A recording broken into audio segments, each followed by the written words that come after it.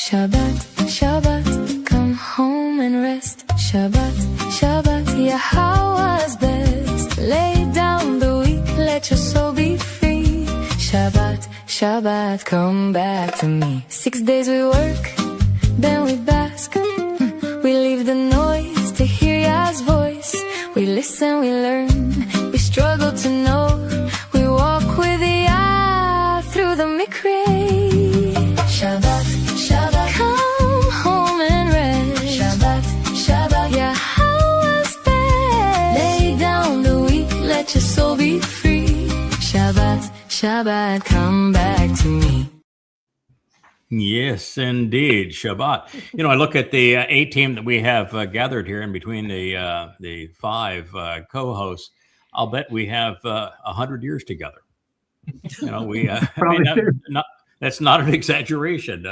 JB and I did the blog on the blog this morning, and he was one of the very, very earliest. We've been exchanging emails and working together, supporting one another for at least 22 years, and we're going up against 15 or so with Kevin, with Kirk. We're up there in the 20-year range. They're probably 21 or 22 collectively with Dr. Jeff.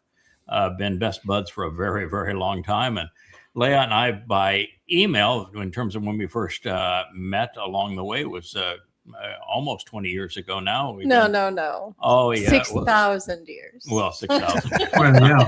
No, you want to get picky. Boy, is that ever true? What she's inferring here is, of course, is that she was Chinook's wife. She was Noach's wife. In the next iteration, she becomes exceedingly well known. Her name is Yochebed, which means she's significant to Yahowah. She is the Amma in the story surrounding Moshe's not only birth, but Moshe's upbringing. I've just finished the translation of what I think is the 6 most riveting moments in the Torah. The whole story of Noach and his introduction to us. It is so much different than what anyone has ever perceived before. It's a beautiful story. And I'm now finally translating Ruth. After 25 years, I'm getting to the very heart of the story. Just finished the first verse of Ruth just moments ago. So I can't wait to tell. I think it's the single most important story in the Torah. Prophets and Psalms, it is the ultimate love story. It is the covenant. And to not have an appreciation for Ruth and Boaz, her husband, everything dissolves. There's no doubt. There's no Messiah. There's no Son of God. There's no Savior. There's no kinsman redeemer. There's no covenant. There's no return. Yahweh is unknown. That's the central cast. They are the most deployed people by Yahweh. You'd have to say that Boaz and Ruth are Yahweh's power couple. It's pretty embarrassing that that's the best he could do. But nonetheless, anytime that the going gets tough, he seems to put us into to play. It's going to be some marvelous stories as we go forth and we talk about Ruth. Gentlemen, and lady, I think we do need to talk about where we are today, because this is the most extraordinary time in human history. Particularly pursuant to God's relationship with humankind and with his people. Israel has, over the last 2 years, committed suicide. They got played by Hamas to destroy Gaza, and were actually played into doing so. The attack was specifically designed to irritate Israel to the point that they knew that Israel would go into Gaza and destroy it.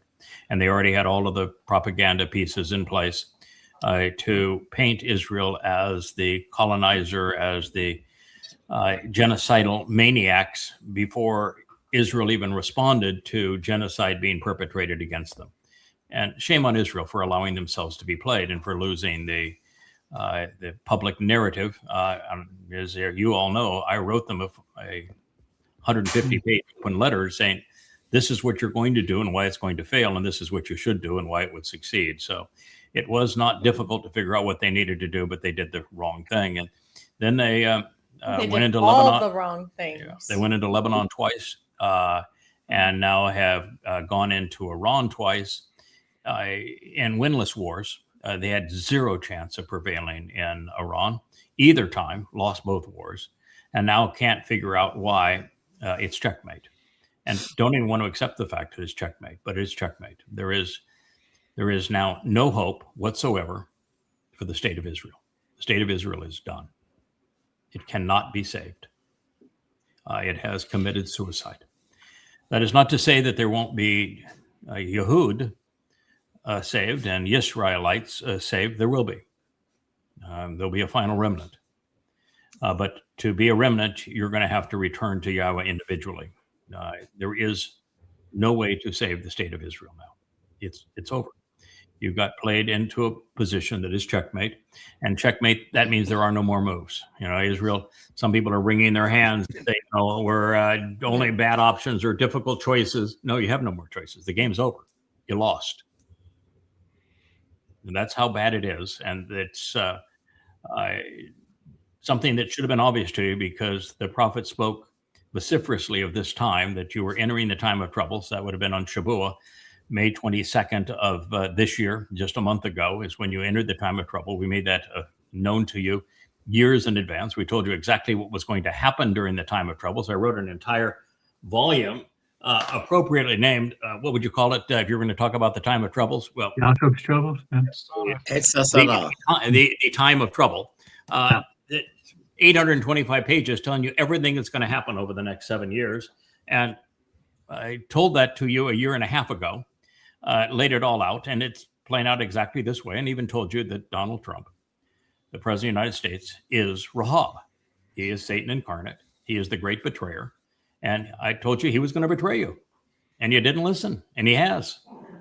And you're now in a position where if you don't capitulate to Trump and make yourself vulnerable by not attacking your enemies, if you don't attack them and you do what Trump is telling you to do, because you're a vassal now of Donald Trump.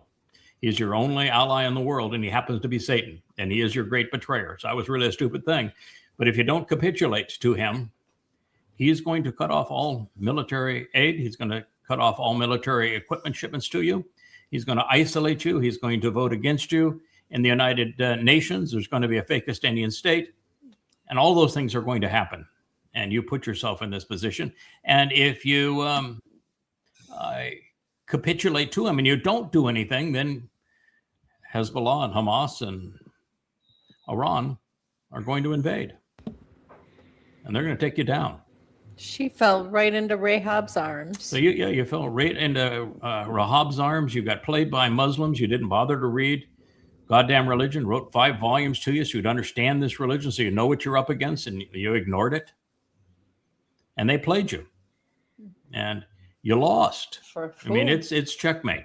So there is no saving Israel. It cannot be done at this point. Israelis have been stubborn for a long time. You've been arrogant for a long time. You pretended that, you could outthink and outsmart everybody. And it's been just nothing but a series of disasters from the Exodus to now.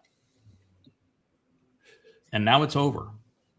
You pushed one too many times. Yahweh's going to return, but he's only going to return to those who return to him. And it's not going to be to a nation this time. So need to know that's where you are. And we're here for you. For those that want to return to Yahweh, you can go to yahowah.com. It's the most comprehensive presentation, reintroducing to Yahweh's name, the name that you erased from your name. You even renamed yourself Jews so that you would have no attachment to Yahweh, no attachment to your history. When you name yourself Jews, there's no such thing as a Jew. You are Yehud, which is a compound of Yahweh's name and Dod's name. And you need to go back to being Yehud. And if you don't go back to being Yehud, you will join your country. Just as there is no hope for the salvation of Israel at this point. And I'm not being over dramatic. I know what the prophets have said, and I know what you have done, and I know the position that you're in the world. You put yourself in a vassal situation with Satan. It's over. So all you can do now is individually turn to Yahowah. And if you don't do that, if you don't reject Judaism entirely, inject Israeli politics entirely, you can't even make the first step to Yahowah until you reject all association with Judaism and Israeli politics. And then you're free to learn about him, who he is, what he's offering, what he expects in return. And the only place you're going to do that is at yadayah.com. Yada to know Yah.com is the only place. Every book is free. Every vlog is free. The timeline is free. You can engage in communication with other covenant members for free. We don't have any way for you to even make a donation. Wouldn't take your money. We don't want anything from you. We're offering everything to you. The same way that Yahowah did. It was all free.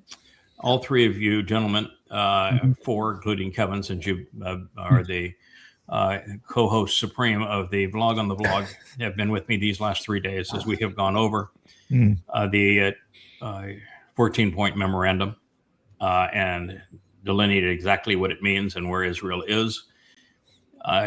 Is there any wiggle room at all, or do you all concur this is where we are? This is where we are. This is exactly where we are. Yeah. May I say something, Craig? Absolutely. Yeah.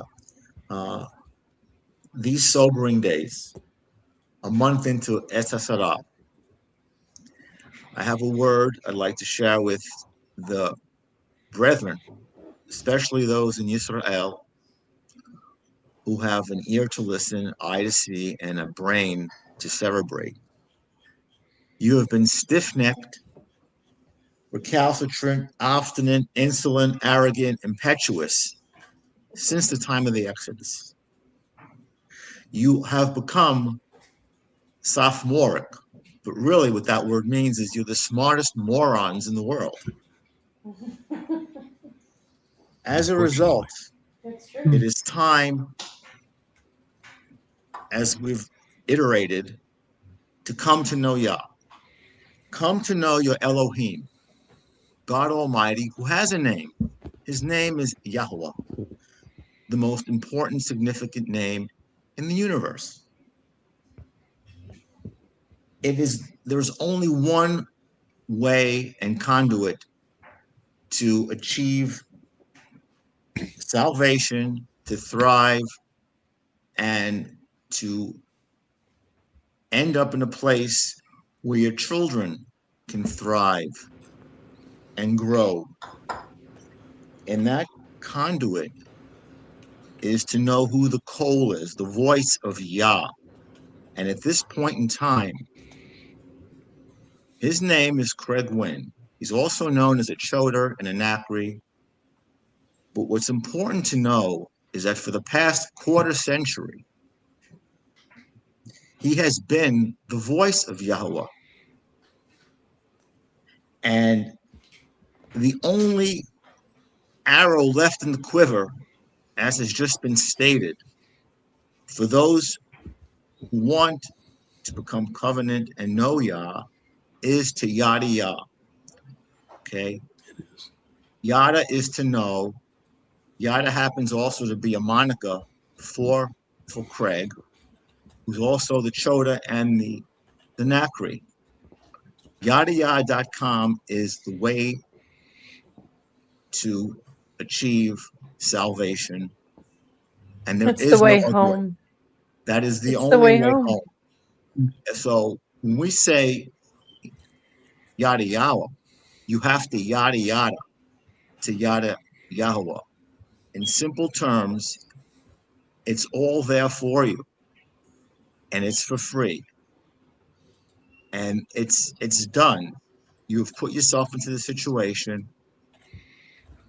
This is a culmination of over 3,400 years of insolence, and you are checkmated. You are. Dr. You Jeff, are that's an checkmated. excellent summation for your people. It's important to everyone to know that's listening and that this is shared. I'm not the chosen one. I know who is. I'm not the Messiah. I know who is. I am not the firstborn son of God, but I know who is. Oh, can I say it? I am not your savior, but I know who is. I am not the Gadol Mayor, but I am the Katan Mayor. The most important prophecy in your Torah is of the Gadol and the Katan Mayor. And Israel, you do not know who they are. I do. One of the most important prophecies in the Torah is of the Nakar. Mosheh presented it in Devarim. And it says that he will be your savior when the world devolves back into the conditions experienced in Sodom. And that you need to listen to him. And that his name, a title, was brought up again by Solomon on the commencement address of the Home for Yahweh's Name. And it says, you need to listen to what he has to say. You need to do what he asks of you. And that he is that voice coming from the sky. There are very few prophecies that are like the one that's found in Yeshayah, Isaiah 11, about the Choder. He's the only person ever to have the seven spirits of Yahweh. His time is now. There is a final Zeroah. There are three total. You need to know who all three are. There was a series of prophecies where God systematically delineated how he would restore his name, his son's reputation, and an understanding of the Bereth covenant and the Moedim, the appointments of the restoring witnesses. And he told you exactly how he was going to make all of this known to you again after millennia of you rejecting him, after millennia of him being divorced from you. And that same individual, listed as the Nakar, observant foreigner, the Choder, the branch from the main tree, the Etz Dayah, the tree of knowledge. He is the one. He is the Bashar, the herald. He is the cold voice. There are upwards of 1,000 prophecies pertaining to him. Your rabbis know this. They don't want to mention it because they have no answer for it. There is no prophecy about a returning Messiah. And yet that's what they clamor for. But there are 1,000 prophecies about the role that I am playing on your behalf. And Dr. Jeff didn't bring this up for my benefit. It isn't for my benefit. It's exceedingly difficult work. It's work that receives no accolades. It is work that, like Mosheh and what he did, you spit at him. You abused him. It is work that needs to be done, and unfortunately, there wasn't a single Yehud on the planet willing to do it. I got the job every time that I was given this job by default. There was no one else that was willing to do this job. But I'm going to do this job to the very end. You're going to see me again on Passover in 2030. I'm going to be standing beside Elia, a man that you do not know, but should. And we're going to herald the return of the firstborn Son of God, your King, your Savior, Dowd. And if you look at if you have the wherewithal and recognize that what we're telling you is true, Israel's done. It's checkmate. You were played for fools. And there's only now redemption and salvation for those who are harvested on Shabbat and Teruah, and that mortal remnant that enters the garden again in your 6,000 Yah, which is 2033, with the great day of Yahweh being Teruah, 23rd, 24 September of 2033. Maimonides lied to you on the dating. And until you come to appreciate those things, you're going to be on the outside looking in. Now, he did not, again, tell you these things for my benefit. I gain nothing from them. My situation with Yahowah was long resolved, as is Leah's here, as is every member of this covenant family. We're only doing this for you. When Yahowah asked me to expose and condemn Islam in what is now the 5 volumes of Goddamn Religion, 5 825-page volumes that explain everything you could possibly need to know about that enemy of Islam. Made it all available to you. Then I wrote 5 volumes to disprove Christianity, because Christianity has been worse towards you than any other religion over the period of time. It's the basis of anti-Semitism that you're suffering from today. But by writing those books, I've received many thousands of death threats. I've had guns put to my temple time and time again. I've never flinched. I'm doing this for you. But I have skin in the game. And it's important that you know that the role that I play as one of those 2 luminaries is I'm slaughtered. I give my life for you, just as Dode was willing to be crucified on Passover in 33 CE as the Passover lamb, sacrificing his Bashar body, and then his Nefesh soul carrying your guilt into Sheol so that you could appear before God. The sacrifice of what you think is a red heifer is the Adamah Parah, and I'm it. And I'll be bludgeoned to death on the Temple Mount, on Teruah, just my body, so it's not a big deal. Although it'll be a major celebration. Yahowah is releasing the cleansing waters from the Temple Mount, and he is igniting the flames. It'll be an eternal flame. Every enemy of Israel, all religious, political, conspiratorial enemies will be incinerated, and the whole earth is going to be returned to the conditions of Eden. It's going to be an extraordinary day. But if you think you're going to wait to find out whether or not you should listen, at that date, you're already going to be on the wrong side of things. And so I'm here to tell you, I'm laying down my life for you, whether you benefit or not.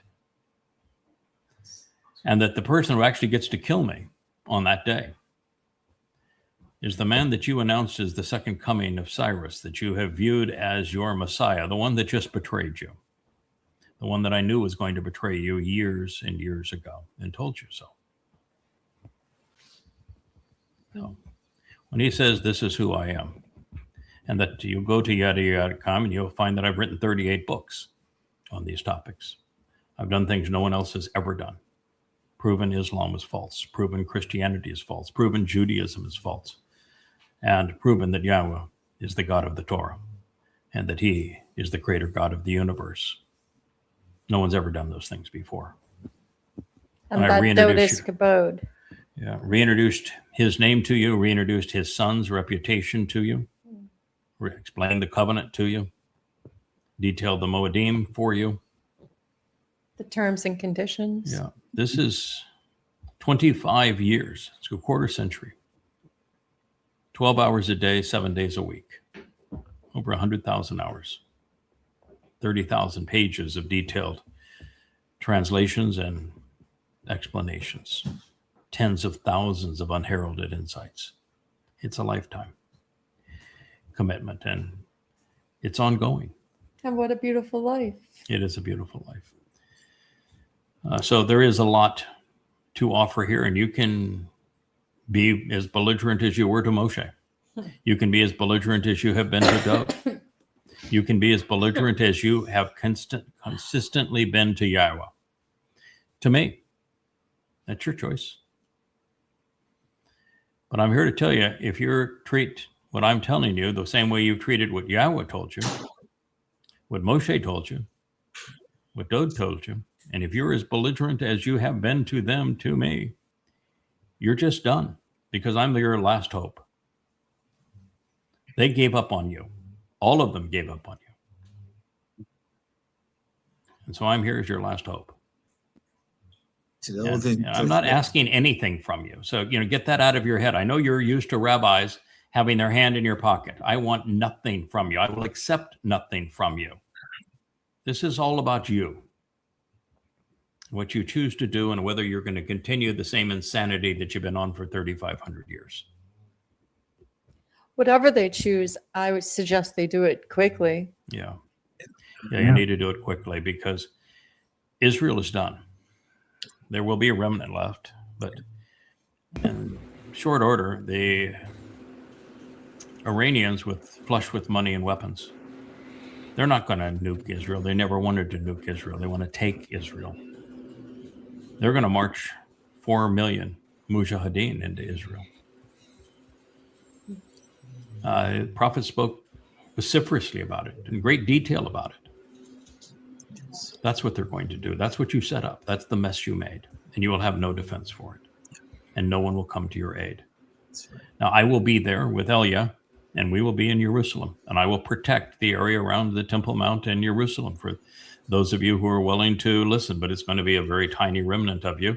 And between now and then, most Jews are going to die. And if you're saying that, well, you don't care about Israel because you were one of the Jews that lives in America, well, then you need to know you have no identity. There's no such thing as a Jew. There is a Yehud, but you need to know the difference. And you need to know that the last time anti-Semitism was at this level and there was no Israel. What happened? 6 million. To those This of you time, who by are the way, over the next 7 influencers- years, it's going to be 10 million. That's the number. I don't tell that to you because I want to, but that's what the prophet Zechariah revealed. And the prophets are never wrong. Just want to say He one more told you it was thing, going to be Fred. 2 out of every 3 Jews who are going to die. And by the way, Goyim, you ought not be applauding here because you're on the outside looking in. You can be a Goy and be part of the covenant. Same Torah, same covenant, same Moedim, same Savior, same God. But if you are a religious or political or conspiratorial or militant patriotic Goyim, then the best you can hope for is to die over these next 7 years. That's the best you can hope for. There will be no heaven, absolutely, unequivocally, for any Christian, Muslim, religious Jew, Hindu, Marxist, none. The best you can hope for is death, because those who are viewed as antagonizing God's people are going to be sent to Sheol. And that's an assurity. So be careful what you say. If you're one of the numbskulls out there like Joe Rogan or Tucker Carlson or Candace Owens, or Nick Fuentes, or Donald Trump or J.D. Vance, and you're speaking against God's people, you're going to Sheol. And it's assured now. For those people, there's no hope. The Pope's going there, and every religious advocate is going there. Most political advocates are going there. But not the average rank and file. If you're an ordinary person, your soul's simply going to dissipate into nothingness. And that's not a penalty. It's not a reward. But man is about to destroy this planet. It's far worse than just that Israel is going to cease to exist. Man's going to destroy this planet. It's going to be hell out there for the next 7 years. Anarchy, economic collapse, nuclear confrontation. It's just going to be exceedingly terrible. And there's no way off alive other than through the covenant. And if you want to find out about it, there's only one place on this planet to learn about it, and that's at yahowah.com. And again, everything there's free. Not selling you anything. Go there, check it out, enjoy what you have to read, participate, learn. We'll ask nothing from you ever. Yeah, in fact, this program we were doing it, and we were talking about the fact that nobody that's part of the covenant family has ever paid me a dime, ever. But there are many members of this covenant family who've fallen on tough times now and again. And I have made contributions to them. So no money ever flows to me. I'm the antithesis of your rabbis. We would make a terrible cult. We would. We're complete failures at that. Maybe one of the reasons we We qualify fail. for this other job. Yeah. I don't want your money. I don't want your possessions. I want you to question everything I tell you. Yeah, exactly. I don't think you've ever encountered somebody quite like this, and JB knows it from the beginning. I wrote these translations using an amplified form that I invented, where I actually put the generic form of every foreign term, and if we're translating Hebrew, it's in the parenthetical, so that you can copy it and paste it into any search engine and validate the authenticity of that translation yourself. No one's ever been willing to do that, to put themselves right on the line. And if my translation is, which it typically is, hugely different than the religious translations, I'll explain why. And you're free to agree, to challenge it. But thus far, I've been doing this now for 25 years. No one has ever found a fault with anything that I've said. And for the last 25 years, I've made, yay, how many times have you checked? Kirk, all night long for 15 years on the Shattered Miss show. Yeah, years, a decade. Yeah, a decade, every day, multiple times a day for a decade. And JB, you started translating, and occasionally you'd say, "Well, I don't get how he got that definition," and you'd shoot me an email and said, I've done pages here, and everything checks out, but I don't get this word. How did you come about that word? And it was almost always the same thing, is that I looked at the actionable root of the word. I scrubbed it of its diacritical markings and looked at every cognate of that word, and was able to see that it was a compound word and that these were the components of it. Therefore, this is what it means. And how I was able to show that in other places it was used, it led you to that same conclusion. Yeah. So we did that a lot of times, didn't we? Oh, yeah. Yeah. Got to the point where I learned to do that. Yeah. Stop having to ask. And you got good at being able to do the same thing. Because I wouldn't just give you the answer. I would tell you, this is how I came to the answer, which is a much better way to go about it, isn't it? Yeah. So that's where we are, and that's who we are, and that's who you are, and hopefully here we are on a map. Yeah, you and we can be a match. Consider this online dating. Shall we introduce the song now? Let's introduce the song now. I'm going to go out on a limb and say that the song is Lil Bird. Lil Bird Knowz. Lil Bird Knowz. Okay. Yes. And who did the spelling for Knowz? Oh man, the editors didn't spell check that, did they? Darn it. No, that's it's on hip. Purpose. You're just not hip. You're just not. We know it's on purpose, Leah. You're just not cool. That's all. If I have to explain, when your wife tells you you're not cool, that's cool. That's a bitter blow, man. You're lovable. You're just not cool. Okay, so the song came from the idea that Yahowah had spoken to Israel, I think to the point of exhaustion, and said, if only you had been like a under my wing, as he is a bird. He described himself, if you were only to come in out of the shelter of this, under my wing. And that is pretty much the premise of that bird. And very few birds will fly home.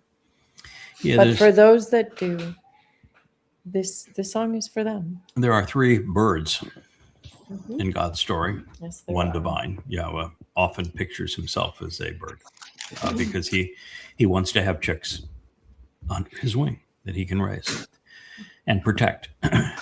But then there are two human birds, both women, one very, very good and one very, very bad.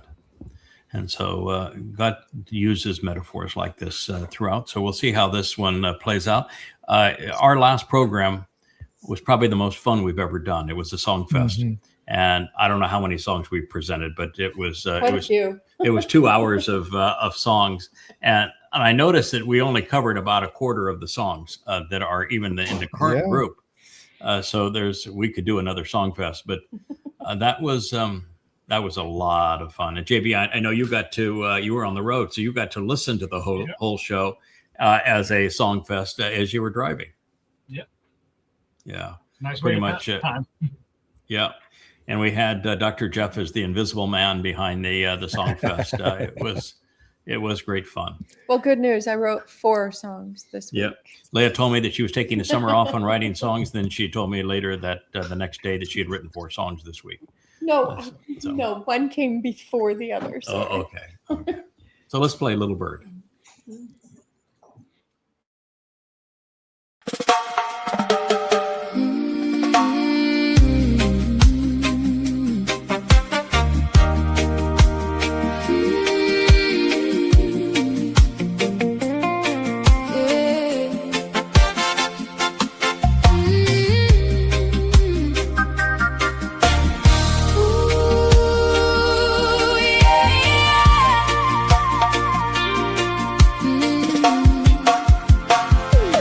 Easy now, let the rhythm roll slow.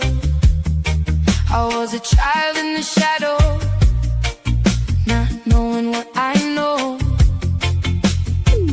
Benny Israel, oh, we was carried like seed through the fire and the famine, through the drought and the need.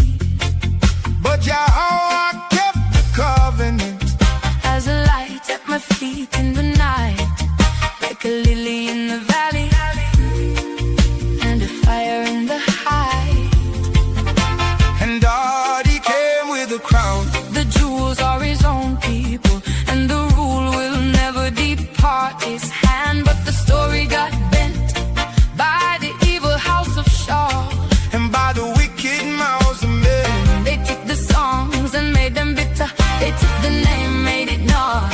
Try to whitewash the truth and shift the blame, but I still sing like a bird. I sing a song of delight. Oh, this little bird knows Yahowah's love don't ever let go. From the house to the road, from the lost to the light. Yada in the morning and I'm alright. Yeah, I'm alright. Little bird in your sight. Yahowah, Yahowah, you hold me tight.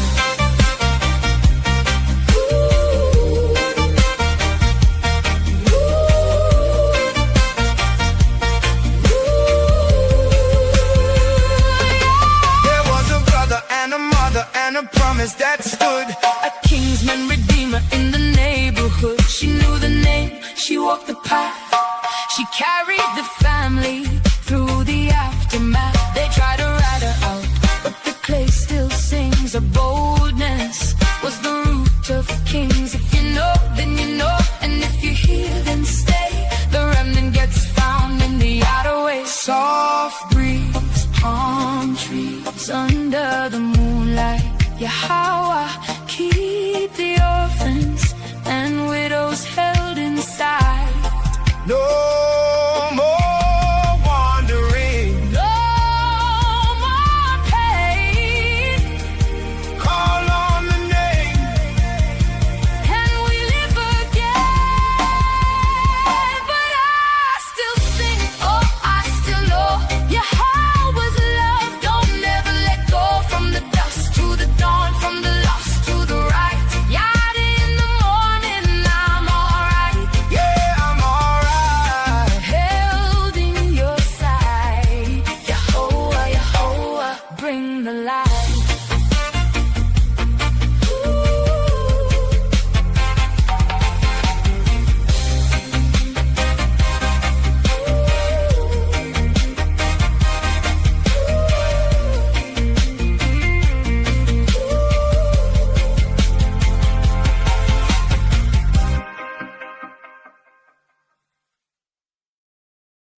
I don't know, Leah. You made me look reasonably cool. That's Looking cool and Can being you cool. hear me, Nick?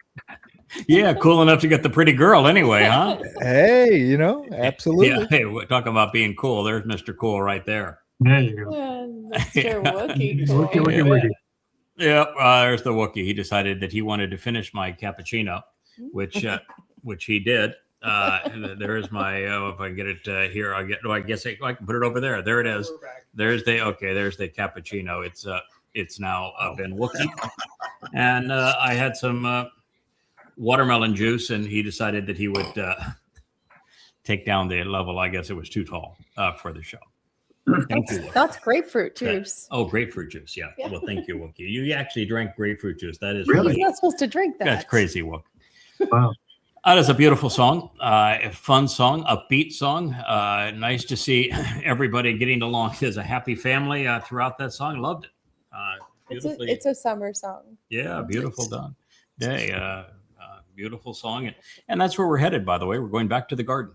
So if you like paradise awaits 7 years from now. At the end of the time of Jacob's trouble, we are back into the garden. It's going to be a paradise just like that. And nothing but smiles.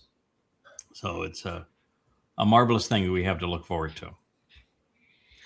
All right. What I would like to be able to do is to resume in the series Luminaries. We've been doing the Luminary program out in the Ocean Studio the last 3 evenings, as the sun says. It's really been beautiful presentations of the evening out there. Remarkably beautiful.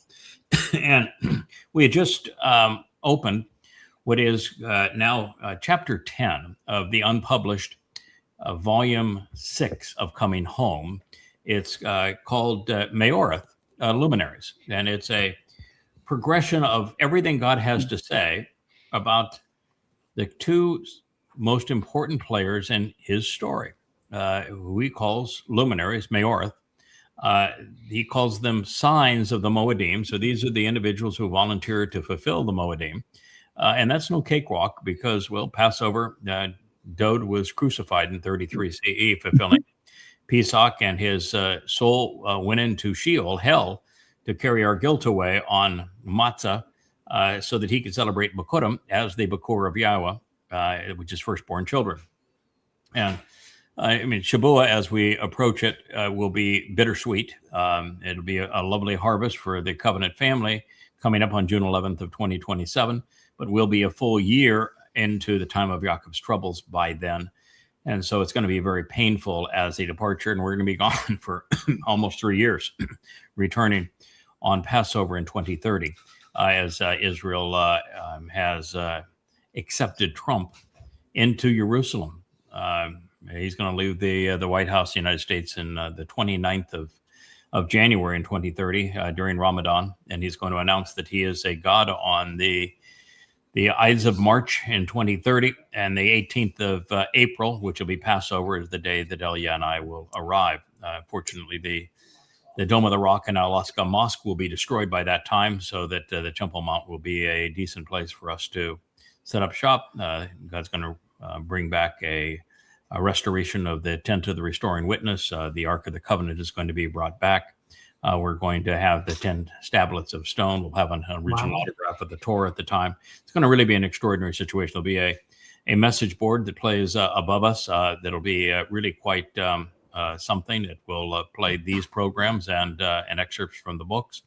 And it will be above our heads the entire time that we're there. And of course, we're going to be impenetrable. Everyone's going to do everything they can to take us out, kill us, and silence us. But that's just not going to be possible.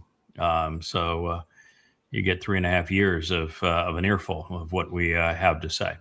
I would strongly recommend listening now. It'll be a lot easier than listening then. So we're going to continue with Luminaries, and feel free to chime in as we go along, please. And the chapter 10 of this story is called Itsabown. Itsabown is not a word that most people are familiar with, but it means laborious. And if I were to say laborious, you would probably think that's a pejorative, wouldn't you? Oh, God, work. I got to go to work. Thank God it's what, TGIF. I got the weekend. People have a view of work as if work is a bad thing. But if you view work as a bad thing, you're in real trouble. It's one of the real issues right now of the entitlement generation, where people think that they're entitled to their education, they're entitled to health care, they're entitled to a living wage, they're entitled to everything. They just don't want to work for anything. And you have no value if you don't work. And we're also entering a period where the purpose of AI is to replace virtually all employees. Robots with AI are going to make things, harvest fields, plant fields, work in the factories, work in distribution centers, work in offices, do accounting, do lawyering work. The AIs are going to replace humans. There'll be no humans to work. And if you lose the ability to work and make a contribution, you've lost your humanity. The only thing left would be the willingness and ability to think using your Nesama conscience, and the AI will usurp that too. You're going to lose both aspects of being human. It's catastrophic what's coming in that regard. Yahowah is very explicit on something that no one seems to get, and that's work. In Judaism, they've turned the Shabbat into do-nothing day, and they made it the most laborious day of the week in the sense of all the ways you have to go about making certain that you do nothing. But Shabbat is a verb in Hebrew. Verbs are actionable. Shabbat is a day to refrain from your normal job, which you should do 6 days a week, so that you can celebrate your relationship with Yahowah. That's the purpose of the Shabbat. And when you understand what God's going to say is the consequence of Adam, the first man, God's firstborn, and Chawah, the first woman created in man's image, with a Nesama, for disregarding God's instructions, these are not penalties. These are consequences. And the consequence is that work's going to be more difficult than it would have been otherwise. But work is the thing that was necessary in Eden that Dod didn't do. Dod is Adam, but Adam did not do. He didn't contribute anything. God, before he even conceives man, says that he was going to conceive man to work in the garden, Abad. And then when he does conceive man, the first thing he says is, we're going to work together. We're going to work to make this garden better, work at the relationship. But yet, man did nothing. He was lethargic. He was apathetic. He had an entitlement attitude, and it didn't work. And God was therefore disappointed. And he knew that the only chance he had of Adam growing up, manning up, making a contribution and not being a dependent was to kick him out of the house and put him in a position where he would have to work to survive. And then he would learn the value of life and death. Then he would learn the value of work and know that if you don't work, what happens to you? And if you starve. And if you do work, you make a contribution to your family, to yourself, to your community. And so God celebrates work. And it is work that was the cause of the fall.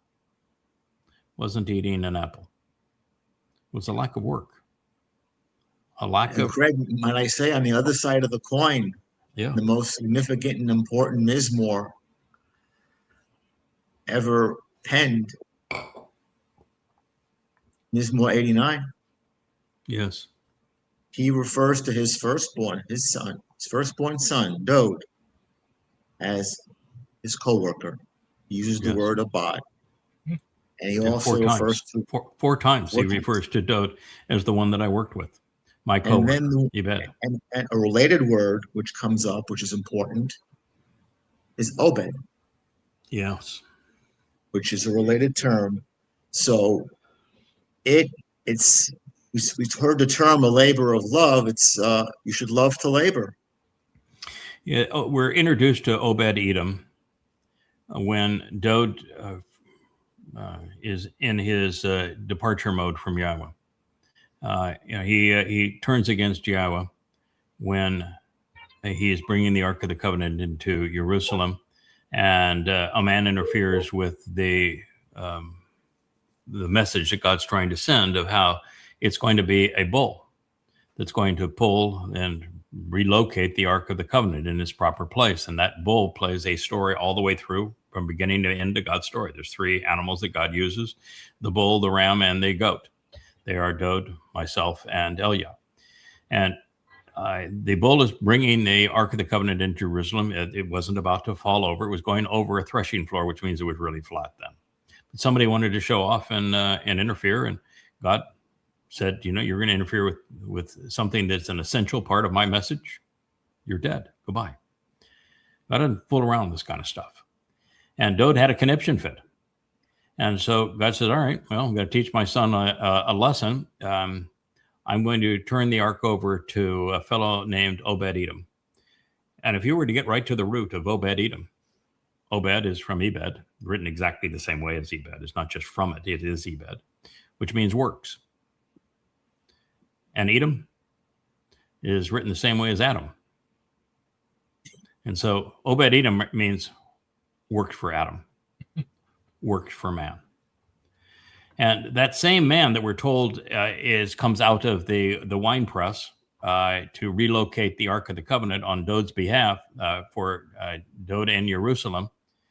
He is presented by the prophet Yahowah as the man from Edom who comes out of that same wine vat, who is dressed in red, who is the Adam HaParah.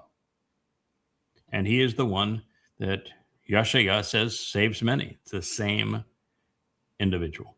You had a point, Kirk? Yeah, I was talking to Sylvia the other day, about a week ago. I was thinking about the garden story, and there was something about it that I had not seen before, and I may be incorrect, but y'all correct me if I'm wrong. Satan seduces her, Chawah. Chawah seduces him. But then he does something really, really strange, and I hadn't thought about it until I really examined it.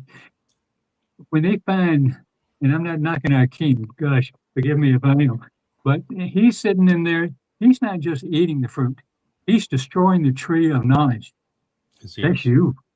He's fighting against the two people who are the whole story here to me. I mean, obviously there's Leah and Mom is Emma. But my God, he had to get him out of that garden. Yeah. The instruction was, do not make a habit of eating from the tree of knowledge, because it was premature. There was nothing in the tree of knowledge would have done either one of the two of them any good, because the tree of knowledge of good and evil, they already knew Yahweh, and their life was all good.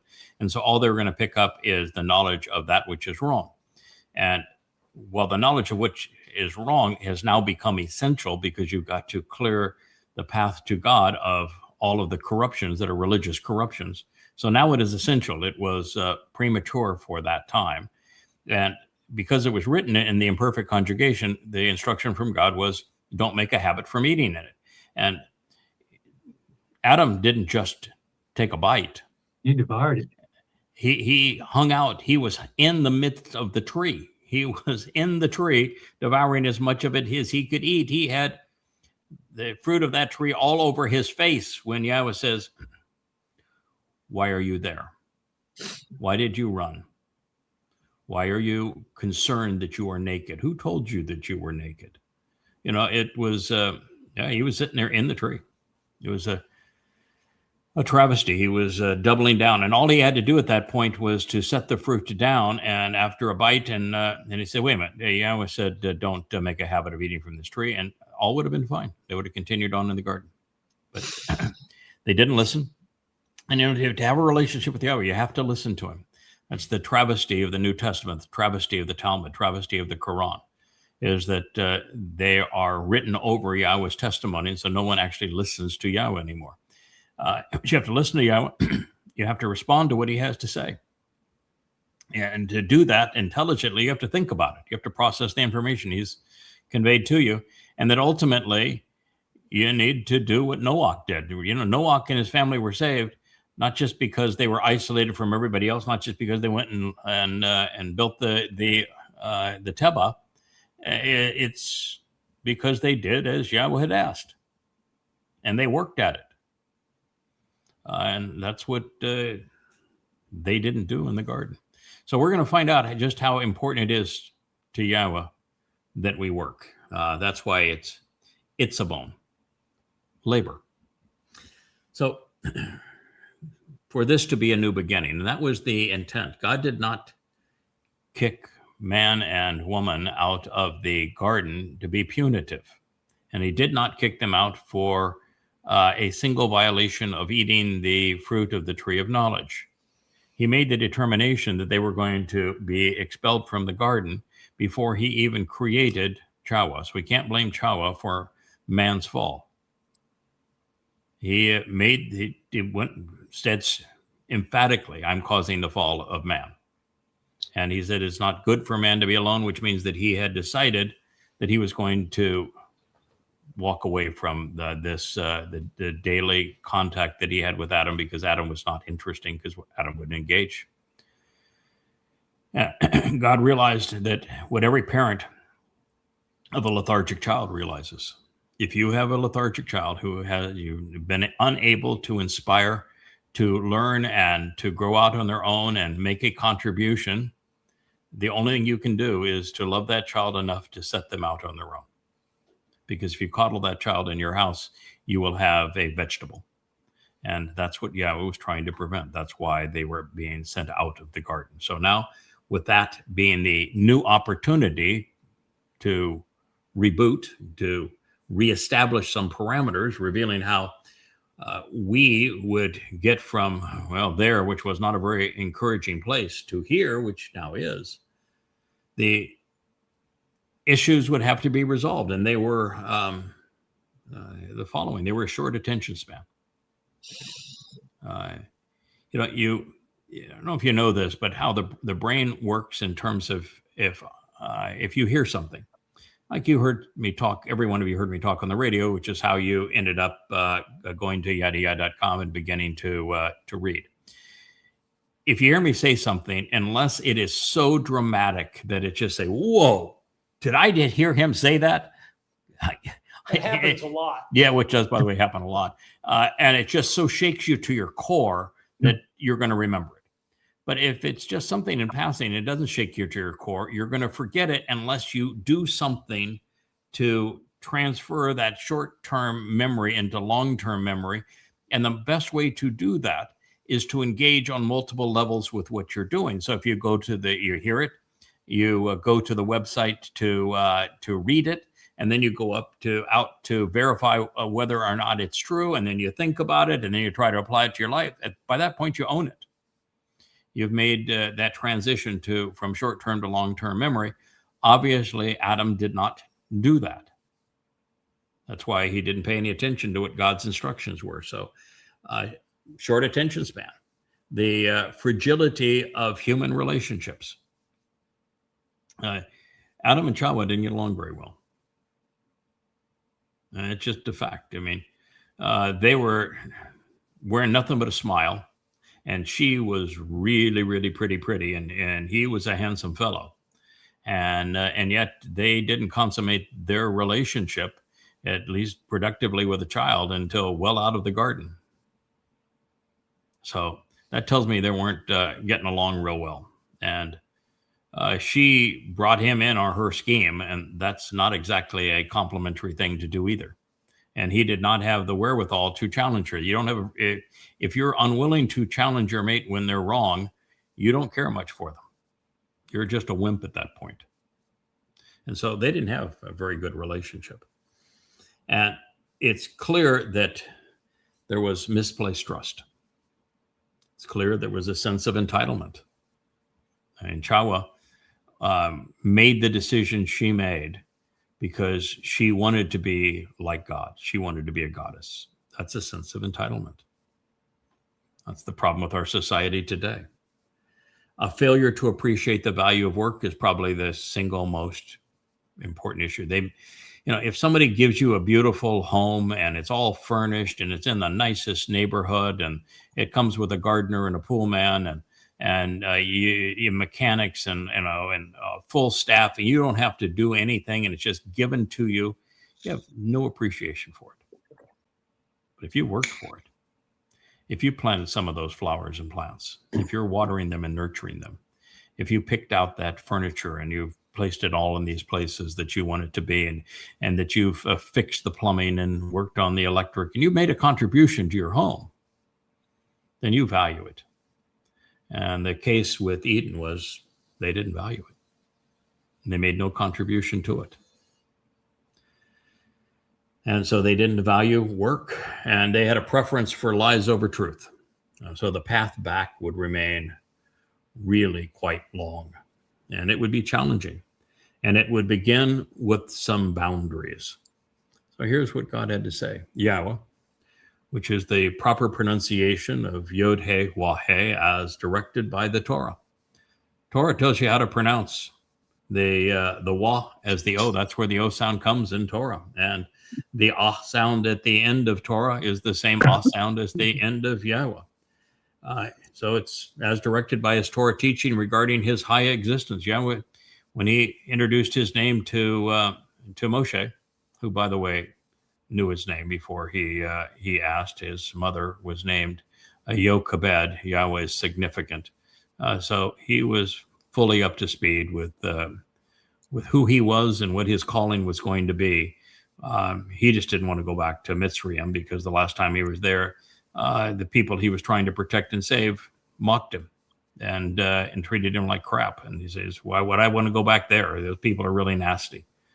But Haya is the verb that Yahowah says is the basis of his name. It is a verb.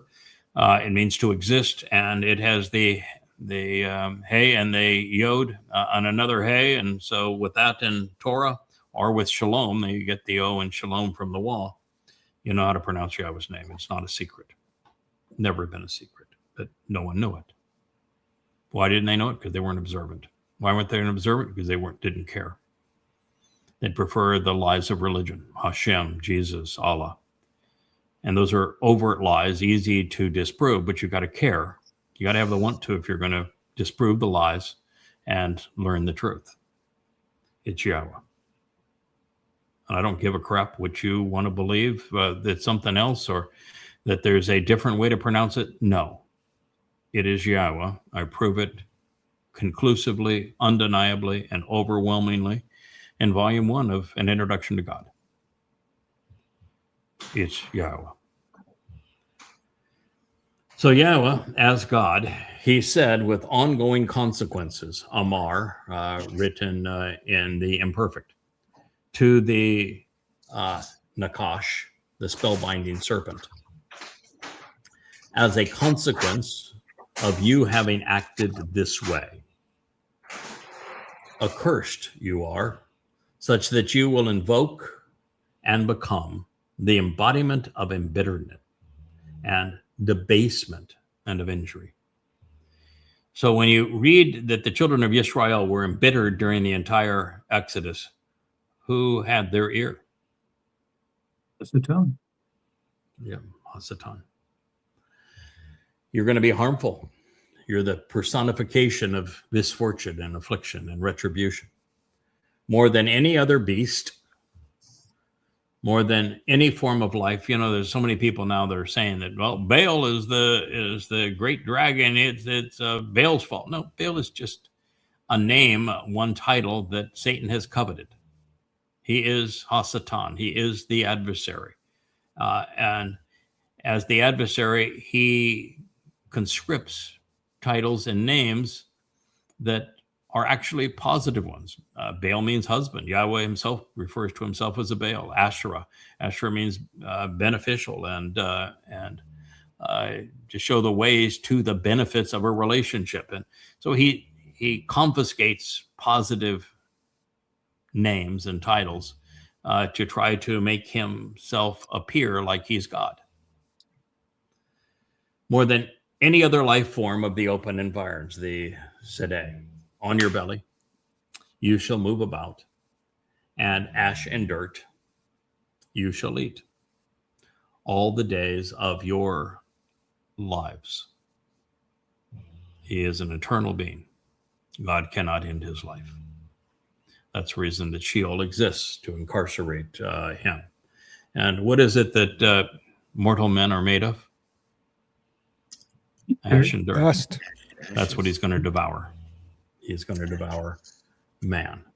And he's going to be that serpentine creature that slithers about in this process. This is Bereshith in the beginning, Genesis 3:14. So for there to be justice, there must be consequence. Boy, is Israel ever learning that now with its ill-fated war against Iran, as well as its destruction of Gaza. For there to be justice, there must be consequence, as well as recompense. For a judge to be moral, he must hold those who act inappropriately accountable.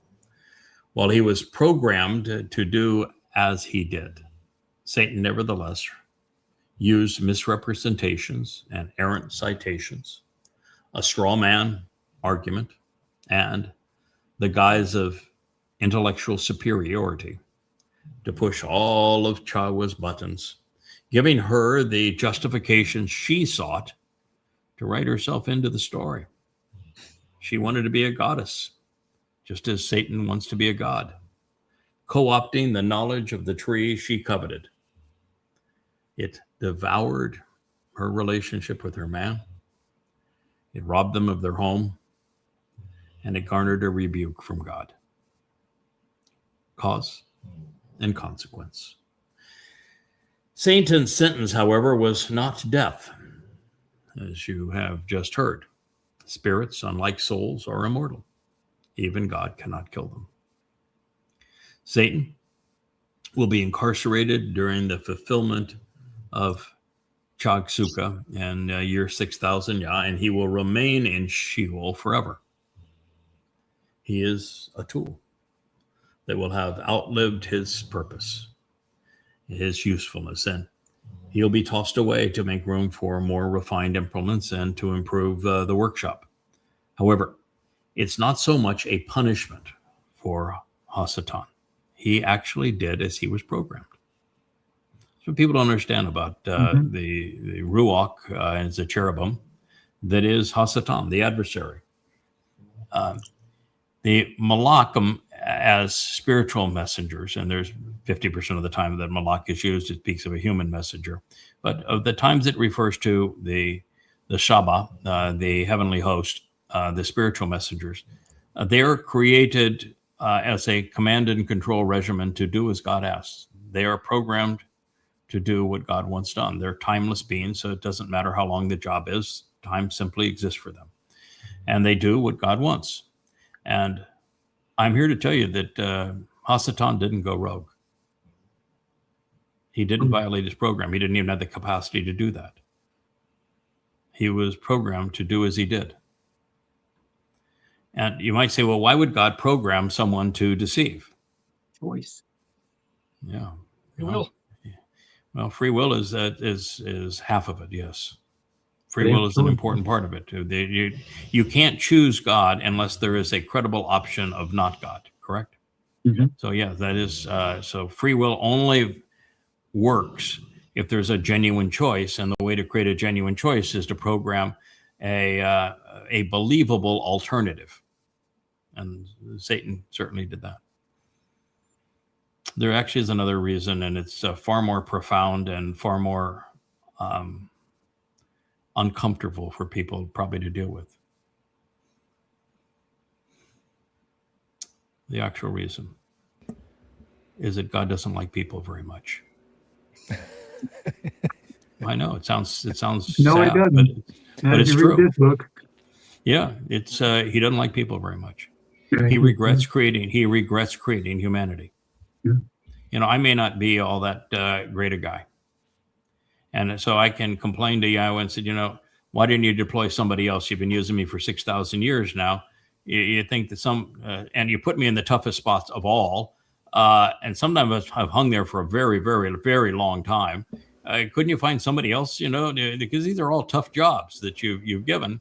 There's only one time where it's fun from beginning to end and just joyful. And that's as Boaz and Ruth in that story.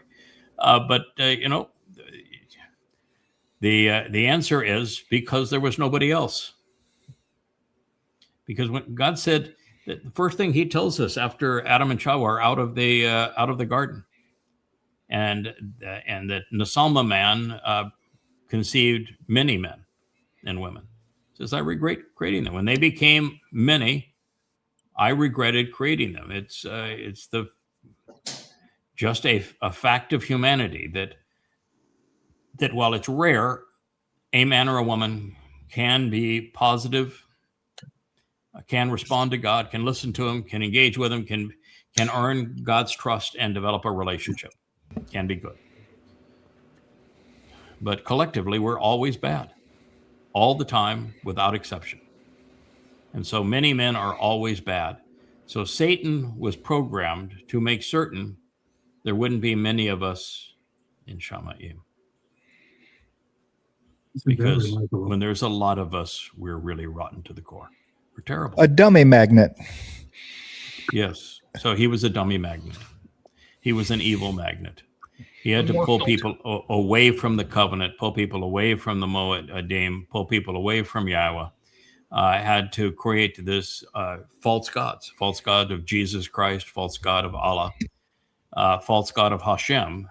His purpose is to create the religious god that draw people away from Yahowah, because Yahowah does not want to spend an eternity with a lot of us, because he knows we can't be trusted.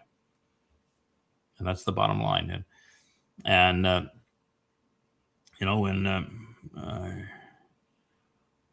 when I ask Yahowah, so why deploy the same people over and over again to rid the world of these problems? And the answer is because there's just no other alternative. That's why. There's not that many people to redeploy. No, there's not very many people that he can redeploy. It's trustworthy. Yeah. So Satan exists because God doesn't like people very much. He was right on the edge of ending the Nasalma man experiment. If you don't know what a Nasalma man is, humans, apart from the gift of the Nasalma, which is a conscience as opposed to consciousness, the Nefesh is consciousness. All animals, including all Homo sapiens outside the garden, had consciousness, had a soul. It's a construct that exists outside of the three dimensions that we understand. It is the only part of us that has any value going forward. All animals have one. It's the ability of an animal to observe and respond to their environment. And God didn't have a problem with Nefesh animals.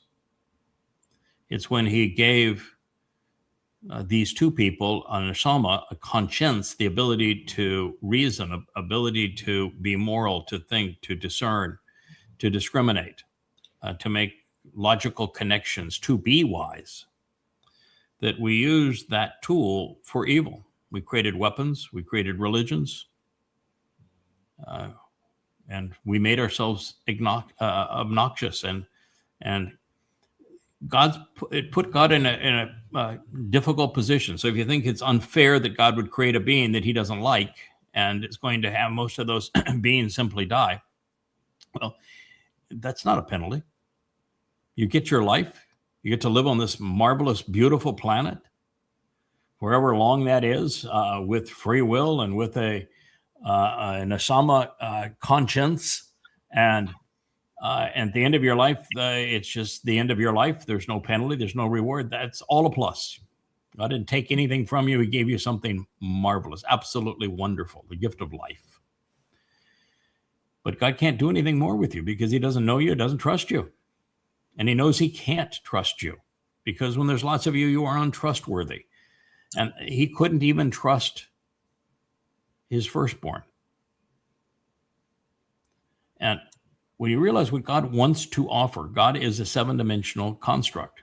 He created a three-dimensional being with a seven-dimensional soul, but a three-dimensional being in a perfectly protected garden. That's what our planet is.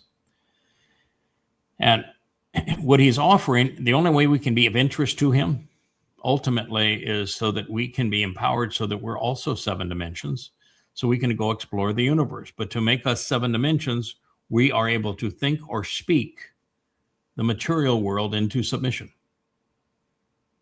We can say to that bookshelf behind me, I want you to be the ocean, and it turns to water. We can say to a star, I want you to go dark now, and it will.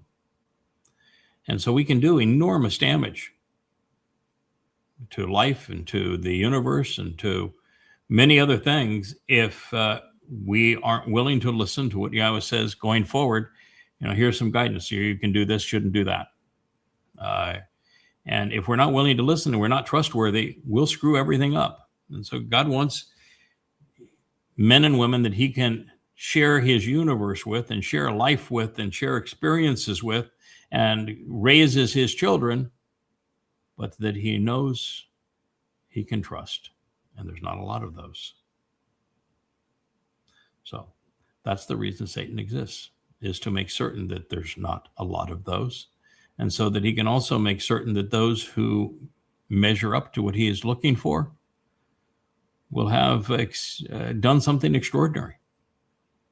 They will have separated themselves from the world of pervasive religion and politics and militarism and conspiracy to come clean of those things and then come to know him. That's an extraordinary amount of effort. And you're going to make mistakes. You're going to be kicked along the way. You're going to be spat at. And you're going to have the chance to prove to God that you can learn from your mistakes and you can get up when you're fallen. You can remove obstacles from the path. And you can reach out and help others. And you can make a contribution to humanity and to this relationship. Hasatan is there to keep those who don't belong out. So he did as he was programmed. I'm quite certain that you've never heard that before. Or if you're part of this company, you've heard it before because we've talked about it before, but not out there. Yeah. Perry, have you ever heard that before? Just from you. Yeah. But it's the way it is. And they can't comprehend it. They No. can't comprehend. Shut your pie hole and listen. Yes. Chawah would have been much better off if she had listened to Yahowah and to Adam and not listened to Hasatan, but much better off if she had not opened her yap and made a mess of things, and she did. But then again, what's her name mean? What does Chawah mean? She means something. It's her mind. She speaks her mind. She speaks her mind. That's what it means. Yeah, it does not mean life. That would be Che. It's Chawah. It means to speak your mind. And she did. And that mind had some really nasty things in it. Yep. She wanted the same thing Hasatan wanted. He wanted to be like God. That's what he was programmed for. She wanted the same thing. You mentioned, Craig, the problem that we have today. Mm-hmm. It's an ancient one. The word Shema, think of how important it is. It's used in Devarim, 6:4. Most simple, foundational You're right. statement he's made. And even the rabbis just screw it up. Oh, Yisrael. Yahweh is our God. Yahweh is one. They removed Yahweh's name both times, erased it. And they turned Shama, listen, into a prayer of yabbering. You can't screw it up worse than that. Now, as I talk about Hasatan, he was programmed to do these things. You say, well, you're being sent to Sheol. That's a terrible punishment. Not for him. It's simply relocation for him. And he's going to be the ultimate potentate and purveyor of everything that is going to be ubiquitous in that place. And so he's going to be surrounded by those who believed him, those who worked for him. The likes of the Donald Trumps who is now Satan incarnate is going to find out, well, Satan betrays you. Look what he did to Paul. And look what he did to Shaul. Look what he did to Muhammad. He always betrays those he possesses. So he has long been the god of religion and politics, and he's going to continue to be the lord of religion and politics and Sheol. So it's not a punishment for him. Now, the penitentiary over all of Sheol, which is indistinguishable from my black hole, time is infinite, but nothing escapes, was made particularly for Hasatan and his colleagues. It is a lightless prison separated from God. It is essentially a single dimension existing eternally throughout time, where the pressures are so intense, minute particles which comprise matter are consumed, and ultimately nothing escapes, and only time survives. That is a definition of Sheol. There are no fires. There are no tortures. It's just eternal separation. And you don't get there unless you have abused God's people or led people astray. If you're promoting conspiracies and anti-Semitism, well, consider yourself with a confirmed reservation. So there are three ways to interpret God's message, I think, to the adversary. The simplest would have been to have understood it by this would have been appreciated, I think, by the first person to hear the story. Satan's approach inflicted pain and suffering, and he was going to be held accountable. Groveling on one's belly and eating ash and dirt, it's not a particularly appealing thing. Oh, okay. Simple. Spiritually, Satan was cast down, and as a result, his days are spent in the material realm, feeding off of humanity's filth. Moreover, since man was created from the very substance Satan was predicted to consume, we know that the adversary intended to prey upon man. So it's little wonder religions are deadly and that Allah is presented as genocidal. Scientifically, the century's leading astrophysicist, which would be Stephen Hawking, invested the last decade of his life advancing the theory which is suggested here, that matter can be consumed. He postulated that this condition exists within the confines of black holes. While most scientists have remained skeptical of his conclusions, largely because the fundamentals of physics are based upon the conservation of matter, Hawking, who died in 2018, was inadvertently confirming what Yahowah has revealed here. So before we would move on to what Yahowah said next regarding the serpent, as stated previously, there is every reason to conclude that Satan was conceived and that he was programmed expressly for this purpose. Matter of fact, I think that what he told Chawah, since it was technically accurate but entirely misleading, I think his speech was written by God. So I think that when Yahowah says through Yahowah, I created good and evil. And he had to at this point. He had a real problem with man. He had to resolve this problem. He had to either end the entire experiment and wipe us all out, which he didn't want to do, or he had to figure out a way to cull us, have a sieve. And that's what he did. So the reason for sending the adversary to Sheol is to put him out of commission on Teruah in 2033, after having his political and religious compatriots, led by Donald Trump, of course, slaughter the Adam and Chawah. Satan will have fulfilled his mission and will no longer have any value. And that's why, you can say, why will Satan take your life on Teruah as the Adam and Chawah when it's written so often that that's his last move, and that at that point he is sent off to Sheol. So why would he just follow through on it? Why would he do what ultimately sets up this sacrifice that purges the mortal remnant of Yisrael of their guilt in accordance with Numbers 19 and Numbers 5? Well, the answer is really simple. He is programmed to do what he's doing.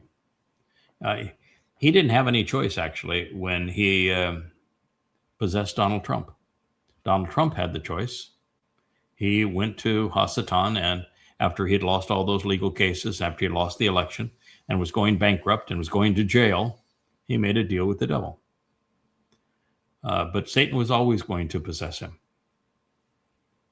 And so now we've seen it happen. So it all plays out exactly as God has orchestrated. Now, that doesn't mean that he changes the free will of individuals, but when it comes to someone that's programmed like Hasatan, he does as he's programmed.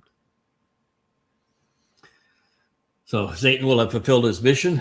He will have no value. He will choke on the ash of the resulting sacrifice, which is going to be rendered as ash. It's a burnt offering. It's just like what Elia did 2,888 years prior to this. God's going to ignite the fire. There's going to be copious amounts of water released. The flames are going to soar to heaven. And it's the ash that is the purging influence in accordance with Bod Midbar, Numbers 5, to purify the adulterous woman. All these prophecies are going to come to fruition and together. And this, of course, is going to be to the chagrin of Christians and Muslims who thinks that their God is either a man or that he is the one that's going to punish everybody in hell and reward the jihadists. And oops, not going to work out the way they had anticipated. The prophetic portrayal which follows applies to the relationship between Satan and mankind, especially as it is manifest in the role of religion and politics and have the role that they have played, beguiling and suppressing the majority of people. But it's, I think, especially poignant when seen from the perspective of Israel. As we consider what God says next, think about how Satan's most popular religions, Christianity, Islam, and particularly as it relates to Israelites, Judaism, have crippled the chosen people. No population on earth has been treated with more rancor longer than those who called themselves Jews, even as this is a curse that they have brought upon themselves, like the Checkmate with Haran. When realizing that rabbis created all three religions, Judaism, Christianity, and Islam, Paul was a rabbi. They taught him to do what he did. And they failed to correct him when he created a false caricature through identity theft of Daud, the actual son of God and Messiah. And rabbis sold Muhammad the Talmud readings that became the Quran. And Rabbi Akiba created rabbinic Judaism when he foisted a false Messiah of his own in Bar Kokhba. He brought the wrath of Rome on Israel. He called it the diaspora, led to the Holocaust. The Israelites are responsible for all three religions. So as we move into the next statement, we are left to ponder the intent of Shoof. It is commonly rendered crush when being perpetrated against the serpent, and then strike when rendered against man. Since it is frequently or infrequently used, I should say, the only trustworthy source regarding the intended meaning is actually from Daud, because he used Shoof in the 139th Mizmor, one that we will present and consider forthwith due to its implications. And in it, Daud, speaking to Yahowah, wrote the following. And we have to do this, otherwise, if a word is used infrequently and there's no obvious root of that word, the only way to know how to properly translate it is to go to sources that you know are credible. The Daud's credible. When he wrote his Mizmor in the last 10 years of his life, he was back into a ideal relationship with Yahowah. He said, "So I say, surely, darkness and obscurity will shoof me. So I say, surely, darkness and obscurity will shoof me. But the night will be illuminating after me." So in this case, cover or envelop would seem to be the most obvious and appropriate renderings of Shoof, wouldn't you say? So I say, surely darkness and obscurity will cover me, will envelop me, but the night will be illuminating after me. Why? Because he's the Gadol Meor, right? He's the Gadol Meor, and his people and religions are going to obscure who he is. But he will be brought back into favor. His brilliance is going to be restored by the Khatan Mayor that is the one who rules the night. The moon's going to reflect the sun's brilliance and bring him back to prominence, and that's what this is saying. And it's said, this is said hundreds and hundreds and hundreds of times. So with this in mind, Yahowah told his son's adversary hostility and animosity. So we've defined Shoof, and we've actually defined Shoof, set it in the context of the Khatan and Gadol Mayor, which is handy. Hostility and animosity and adversarial hatred, enmity, and deep-seated dislike, even rancor and bitterness. I will constitute and establish, I will place and impose between you and between the woman, and between that which you sow, Zerah, and her offspring, Zerah. He himself will repeatedly Shoof, cover and conceal you, first and foremost. And you yourself will emphatically strike and continually bite and pierce, enveloping him as a treacherous foe, a deceiver, by the heel, impeding the footsteps and the stance. Hu Akib. Barashith, in the beginning, Genesis 3:50. I understand that doesn't sound all that smooth if you present it literally as it was conveyed, but I'm not looking for fluidity here. We're looking for understanding here. So we want to render the words as accurately as possible, and then we can contemplate their meaning intuitively and logically. That's our point. So let's do that now. So having done something that I don't think anyone has ever attempted previously by systematically repudiating the ungods and false prophets of the New Testament, of the Talmud and the Quran, I can attest that Satan hates women. Paul hated women. He was a homosexual. And he told the men to lord over women. Islam is the most misogynist religion ever conceived. Men own women. Women have no rights. Muhammad was a rapist. He was a pedophile. You don't become a racist and a pedophile unless you hate women. And in Judaism, women have no rights. They can't be around men. They can't even go to the synagogue and be with their family. They have to shave their heads when they get married, a sign of submission.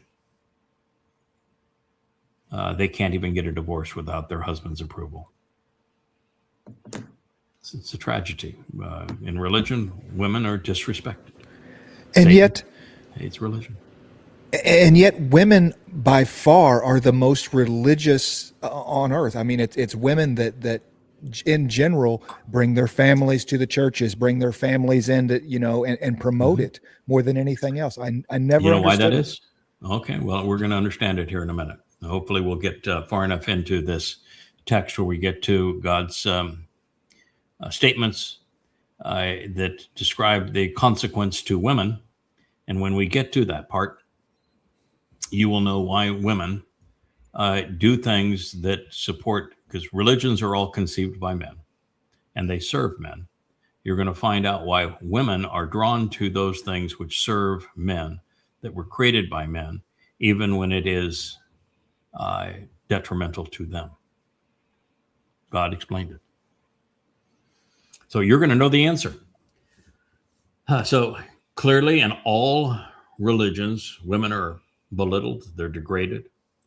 And this is especially true in the scriptures of Christianity, Judaism, and Islam. Therefore, based on Yahowah's prophetic pronouncement, the fastest and perhaps surest way to ascertain Satan's influence on a religious text is to consider how women are perceived. That would certainly impugn Christianity, Islam, and Judaism, would it not? Yes, indeed. So this would lead us to the realization that those who invented Jesus, Hashem, and Allah were in league with Satan. It's also true that as a result of these religions, mankind has been embittered against God, preferring to worship Satan as a lord. This is the single worst thing that has ever befallen humankind. Now, regarding the approach they would take toward one another, we can now project the implications that we have witnessed regarding the verb shoof. God forewarned that mankind would shoof, cover up Satan's presence in their religions. That's the prophecy. And that's what they have done. In fact, it is how Satan has concealed his adversarial nature and then managed to elevate himself to the foremost object of worship. Satan speaks against Satan in Christianity and Islam and in Judaism because he hates the adversarial title. And to be perceived as God, he has to shed the Hasatan adversarial title and be perceived as a Lord. And you look at the leading two religious advocates, Paul, who wrote the first 14 books of the Christian New Testament, and Muhammad, who is solely responsible for creating the Quran, although the rabbis sold him the stories that populate it. Both of those men admitted they were demon-possessed. And they created a religion where they presented their God in the guise of Satan. So they have, and now the whole idea is in both religions, there are arguments against Satan, with Satan making the arguments against Satan, because Satan doesn't want to be the adversary. He wants to be God. When you understand why there is a Satan presented and condemned in the New Testament and in the Quran, but not in the Torah, prophets, and Psalms. Why there is a Satan that is condemned in the New Testament and Quran, then you will understand who Satan is and how he operates. You know, when Satan is fully disclosed in Isaiah 14. It's not to condemn Satan. It's to reveal who Satan is. It's the Christianity and Islam that condemn Satan. And they condemn Satan because they are Satan. You pardon? I was going to say, when you think about it, Satan being a title, not a name, who is his adversary? His adversary is Yahowah. Yes. So that's who he's condemning when he condemns Satan. Yes. Well, that's true. But the most important thing to realize is that Satan, as the God of Christianity and Islam, is condemning Satan because he has to condemn the satanic title that God gives him to be perceived as God. No one is going to worship a God who is overtly known as Satan. Yeah. So the only way he can be viewed as the Lord Jesus Christ as a man who is a God, or as Allah, who is this satanic, demented creature, is to attack the Hasatan title, which is what he does. I know that sounds complicated for people, but it isn't all that complicated. No. And I came to understand this in studying the rites of the 33rd degree Masons and morals and dogma, which is you get to a satanic level. At that level, your God is Satan, and Satan comes out of the closet and says, I'm your God. And the morals and dogma, written by Pike, he overtly explains that Satan must oppose this satanic title that he's been given to be perceived as a God. And so I'm not the first to come up with this realization. Andrew Pike was for Freemasons' moral and dogma for the 33 degree. And when I read that, and I was translating the Quran and working on Prophet of Doom at the times, now Goddamn Religion, it was just the lights went on. I said, well, now I get it. That's why Satan condemns Satan in the New Testament and in the Quran. He must shed that title. Yahweh doesn't want him to shed the title. He wants him to be known as Hasatan. And so he doesn't condemn Hasatan. He just said, this is who he is. This is his role. This is what he does.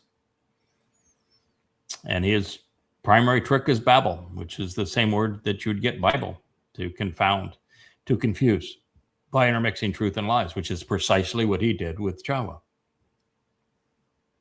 So that's a really important insight.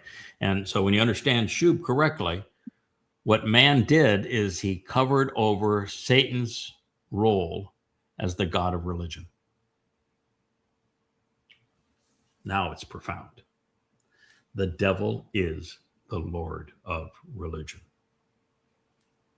He is the foremost object of worship of humankind. And for Satan attacking man, I think the answer lies in the usual juxtaposition of Hu before Akib. That's very uncommon. Typically, you would say his heel would be Akib Hu. In Hebrew, it's just the opposite of English. Pronouns follow the nouns.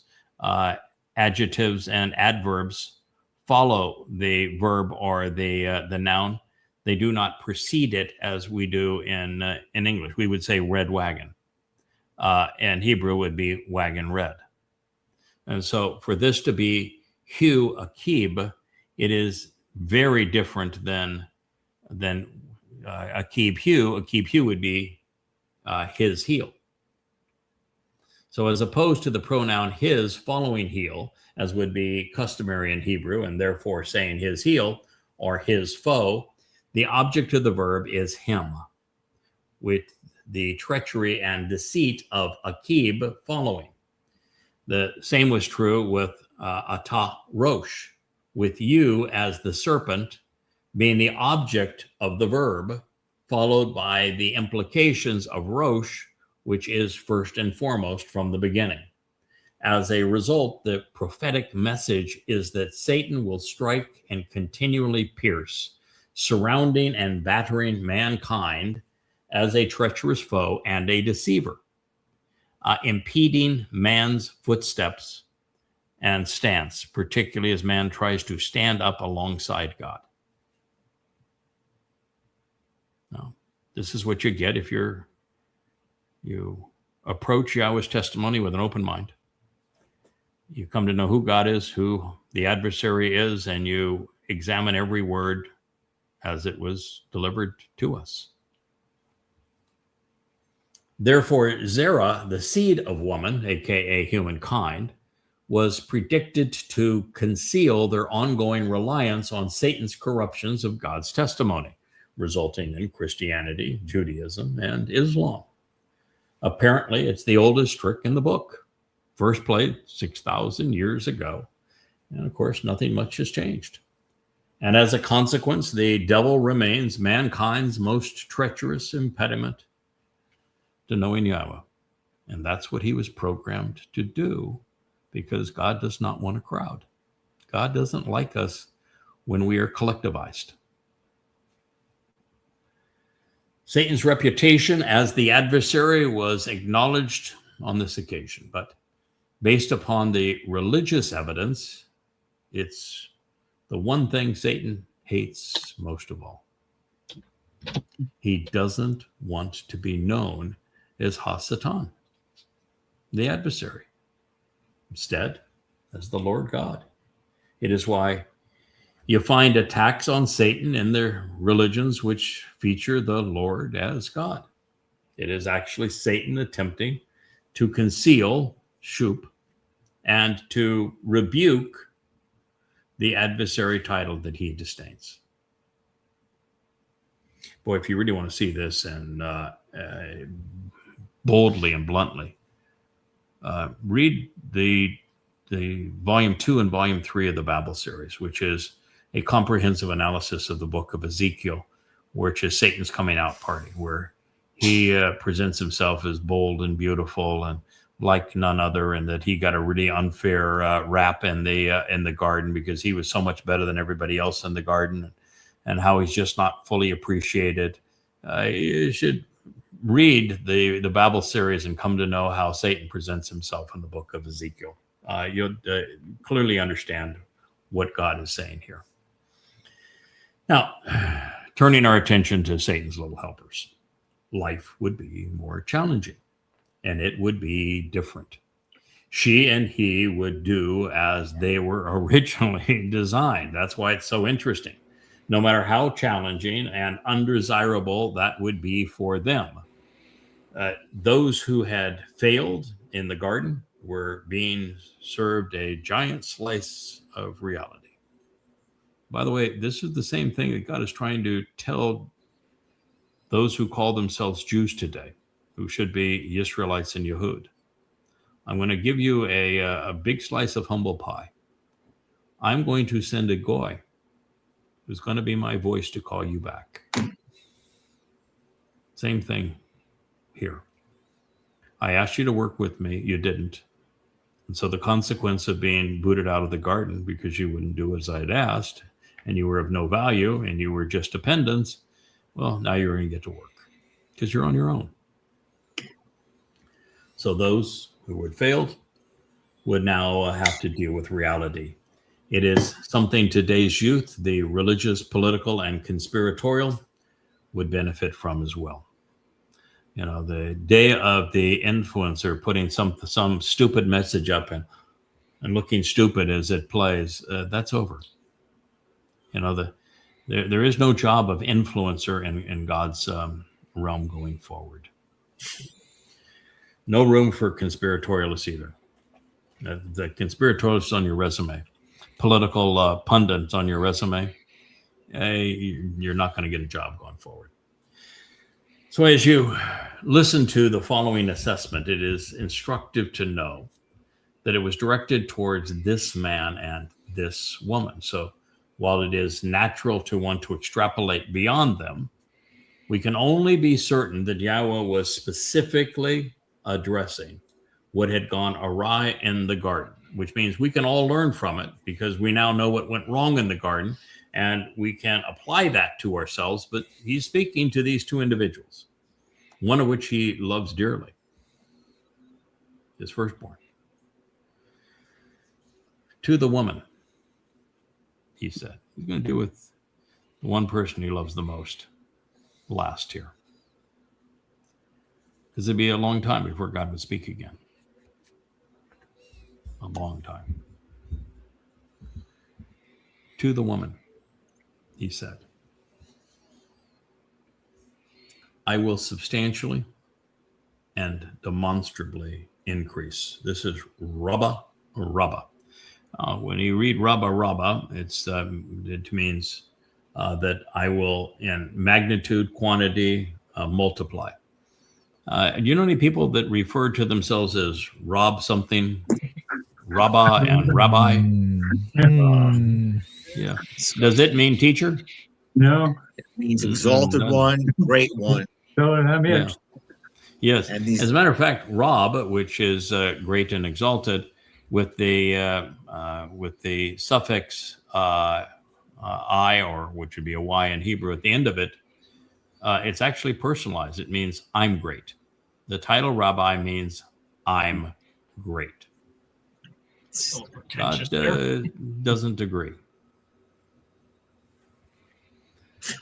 So I'm going to greatly increase the intensity of your labor, of your expenditure of energy, and of your work, which will be challenging. This was the title of the chapter. Itsabown.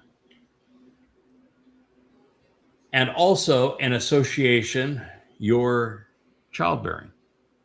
There's an and there, which means I'm going to increase your workload. I'm going to make certain that life is challenging. I asked you to be an Ezer for man, to be a helper, to be an assistant, to work in collaboration with man, and you worked against him.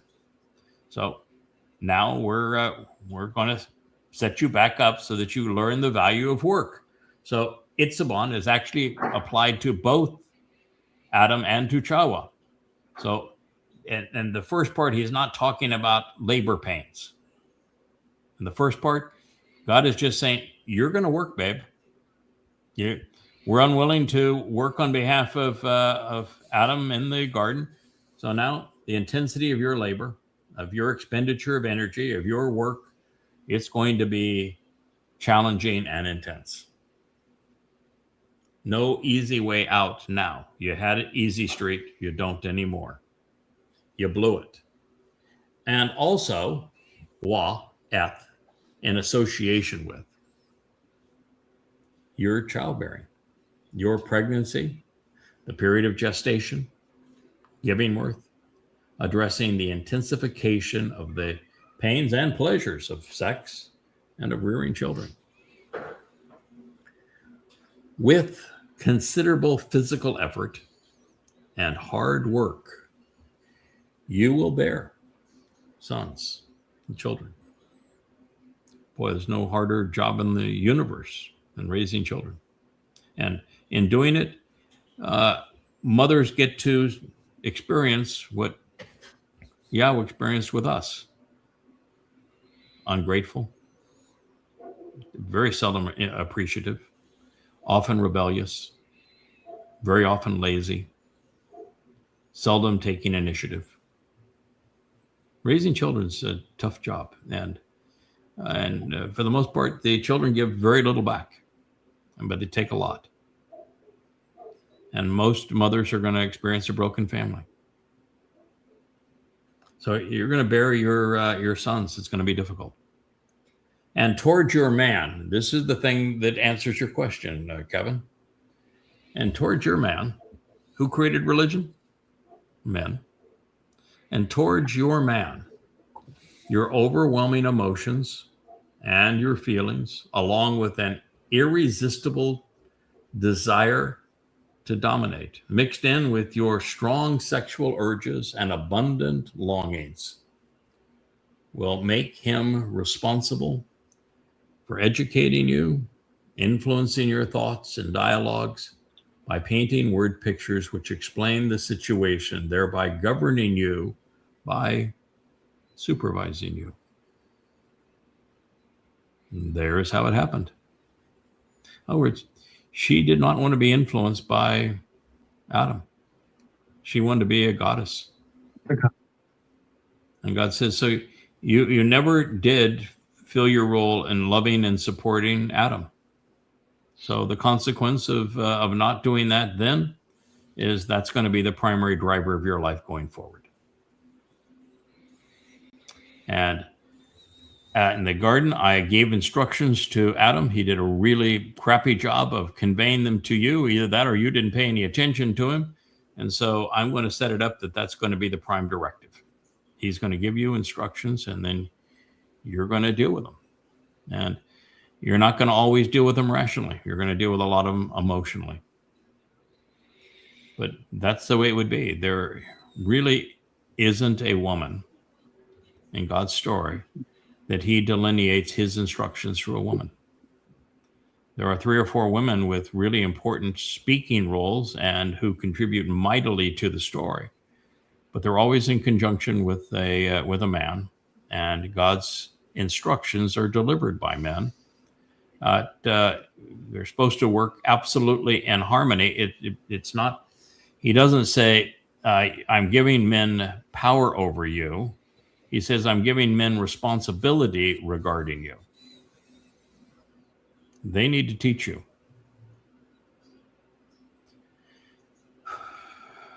So there it is.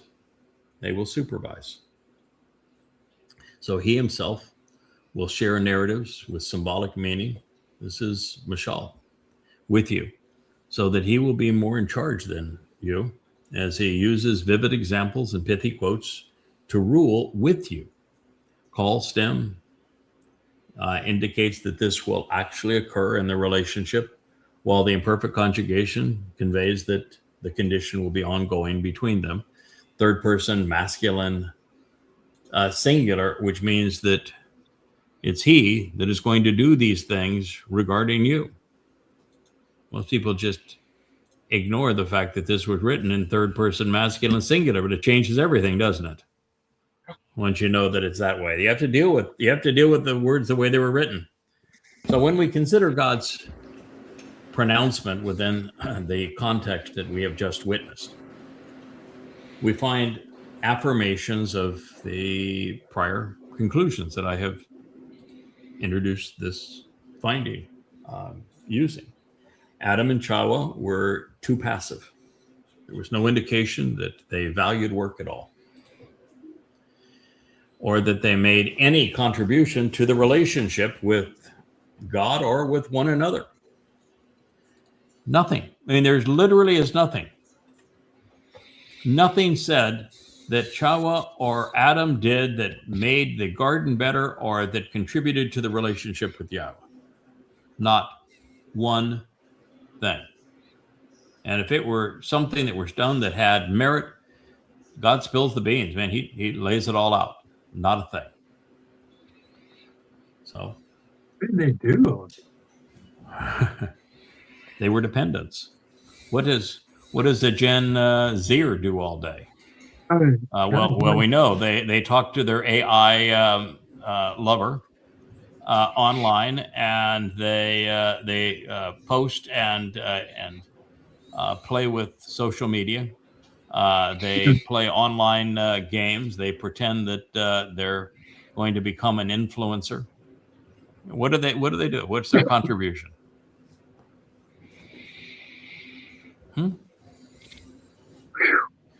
What do they do all day?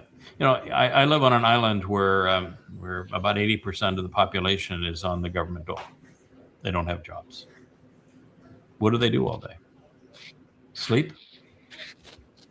Party at night? Get drunk? Drugs? Mayhem? Have children that they don't raise, that they abuse? What do they do all day?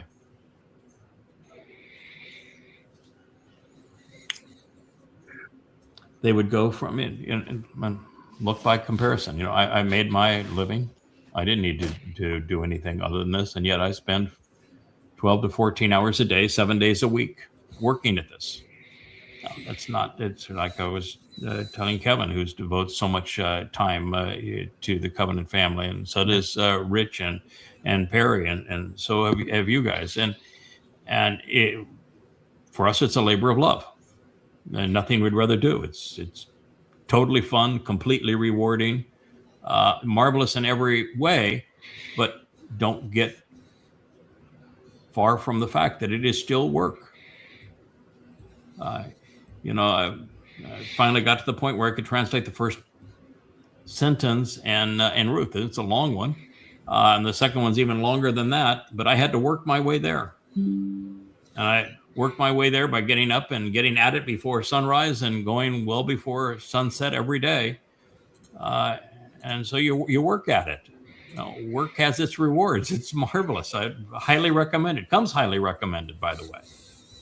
And what that also tells us, if you want to be part of what God's going to do in Shamayim, you want to be there with him, you better demonstrate now that you like work, that you're capable of work, you can be productive when you work, and you can make a contribution through your work.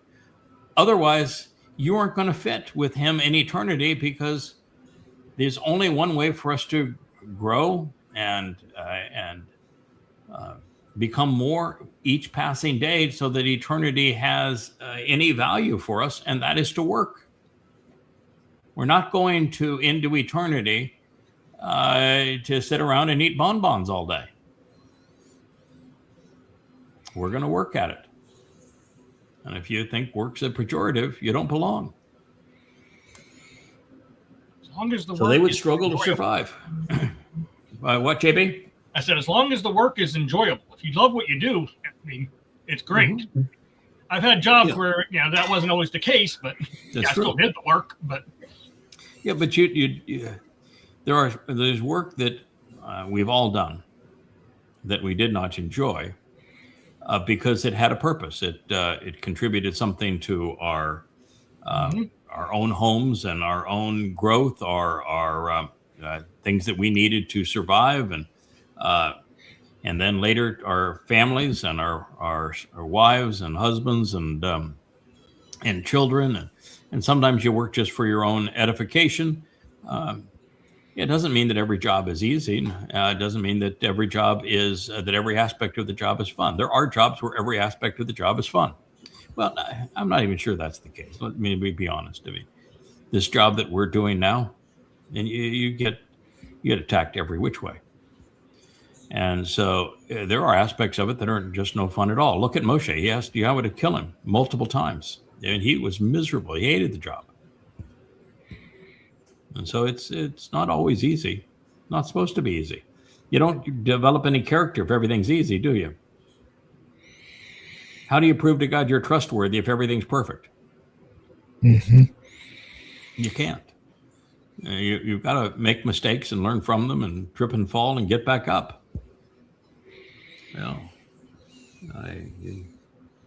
can't be lounging around all day, which is what they did in the garden, eating fruit and paying no attention to anything that needed to be done or could be done to improve it, to an ordeal that would be enormously challenging. They would have to work to survive.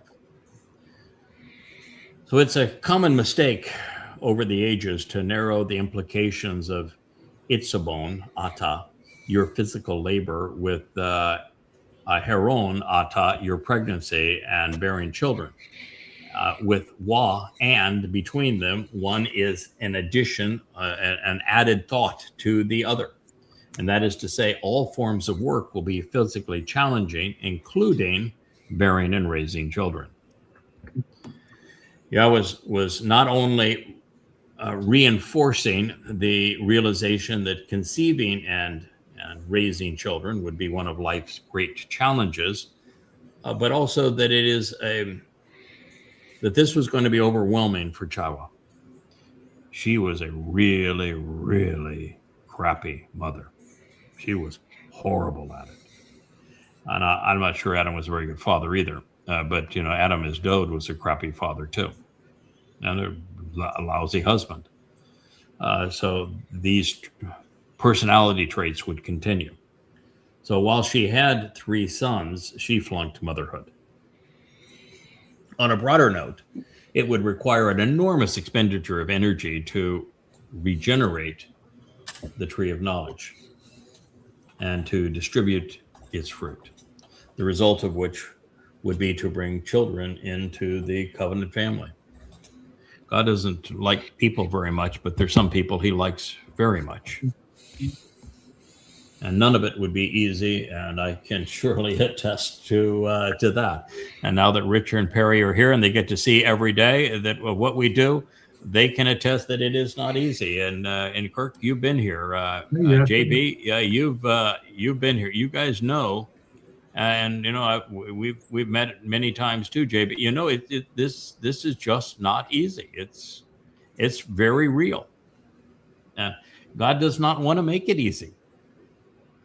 Really has no interest in making it easy.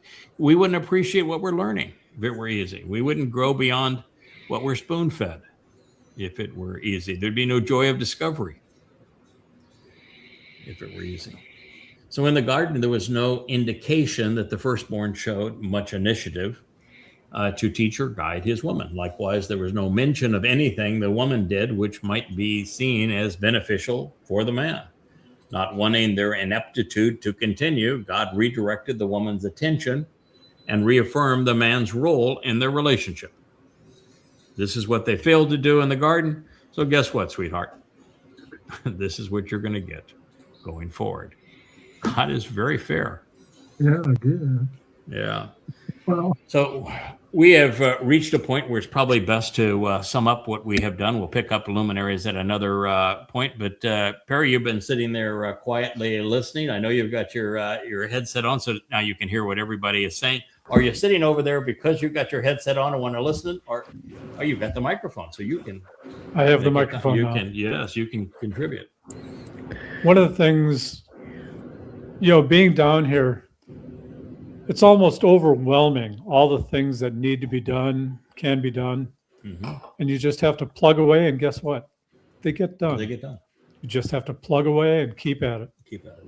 Like your project now, after working on getting the grammar up and working to isolate the proper pronunciation, the challenging words to pronounce, is that you're working to make certain that once we have Joe's very sophisticated tool enabled and focused on, let's say that he does, which we're hoping, Twistianity and goddamn religion, which we need an AI narration of those books with an avatar, because I've tried to present them, and there was almost 100 programs on Twistianity, and I'm not even through the first volume. So we really have to have those read by an AI, and so Joe is taking the responsibility of the toughest books with all of the foreign words in them to get those books up with so that you go to the page turners and you'll have the text right there. It'll be highlighting the text that that we're reading. You'll have a voice that mimics mine and an avatar reading it to you, and the page turner format, completely interactive. And he's focusing on doing the really tough job with those books. And that leaves us, though, with another 25 books or more to do. And this is a really tough undertaking. So Perry has a very fast computer downstairs and has trained 3 very different kinds of text-to-speech programs, and has systematically been working with them this last week, and now has a pretty darn good. Rich and I actually have hope that it's going to be possible. We're starting to see progress. Yes. Well done, Perry. Yeah, and this is unfortunately, Rich has a lot of experience at it. Perry has experience at it and have the tools to do it and the will to do it, but it is exceedingly difficult because of the vocabulary we're dealing with. Exceedingly difficult, and to make it consistent with everything else, I have a very unique voice and presentation style. It's not like anybody else's, and so to clone that is also a challenge, particularly with our unique vocabulary. Like, you listen to the songs that Leah does through AI, and with all of the works, she still can't get Yahweh's name right. It's Yahowah in all of her songs, and that's not right. It's not Yahowah. It's Yahowah. It's a very different sound in those two formats.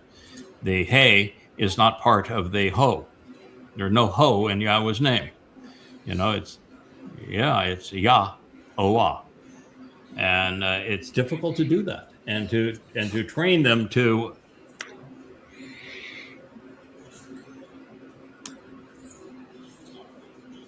Guess who?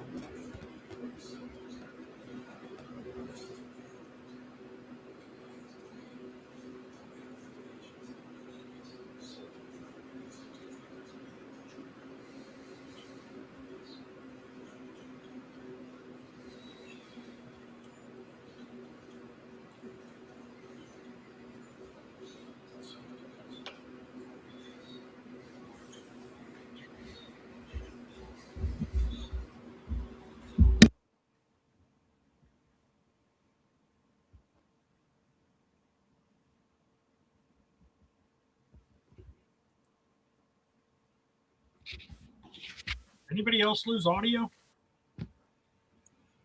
Yeah. There is no audio. Yeah, we Oh, can't. you're not able to hear it? I No, can hear you. I can Pardon? hear you just now. There was silence for about 1.5 minutes, 2 minutes. Oh, I'm Oh, sorry. wow. I thought it was going to go out to everybody. Wow. Okay. Can you try it again to go out to everybody? I'm sorry. That was. Yeah. It's trying to play the audio that was produced today from text to speech. And I'm sorry, it was magnificent. I'm sorry that it was just had that long silence. So we're going to try one more time to see if we can get it to play.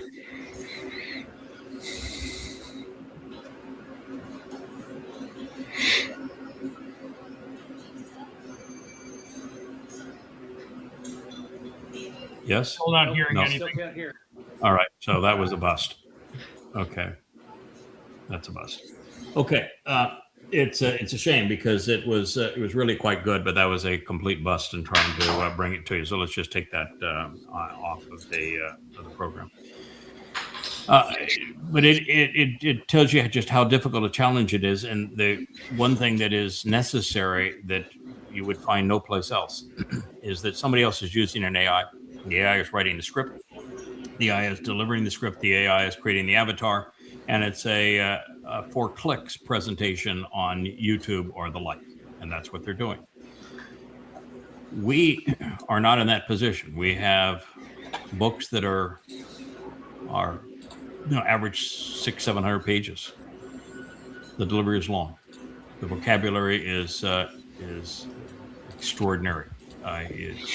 And there's many foreign words in it. And the only way that you can convey something like that and keep people's attention is that you have to change pace, you have to change tone, you have to change how loudly you're speaking. There are so many different things. We have a lot of echo, Rich, in the background now. But there are many, many different things that are necessary to make that long a presentation palatable for people. And so we have to train the artificial voices to change cadence. And there's so much of it that requires emotion, and to get that to come through text to speech is a challenge. And what he just played, I got to hear it in my ears. I'm so sorry that you were not, even though we tried it a couple of times. They're on the cusp of delivering that. And then if you can add the avatar to that, because you add the avatar for the purpose of most people lip read in addition to hear. And if you have both working for you and you can have an expression, it's just much easier to process information. And at the same time, we have the books that'll be not only will that paragraph that's being read to you be up on a page turner and turn automatically, it will be highlighted in a soft yellow as the voice is reading that section. And it'll all be captured and then streamed from the yahowah.com site in conjunction with the page turner books. Amazing. So this is really something no one has ever attempted before. And it's a big job because there's 30,000 pages. And with AI, which you would think is that they would, if anything, a computer could process long hours and lots of information very quickly and be consistent. So you'd expect a computer to be consistent. You would expect a computer to be logical and treat the word the same way all the way through. You would expect the computer to have the attention span to get through a project. Do you know that you can only feed text to speech one sentence at a time? No, really? Yeah, one sentence at a time.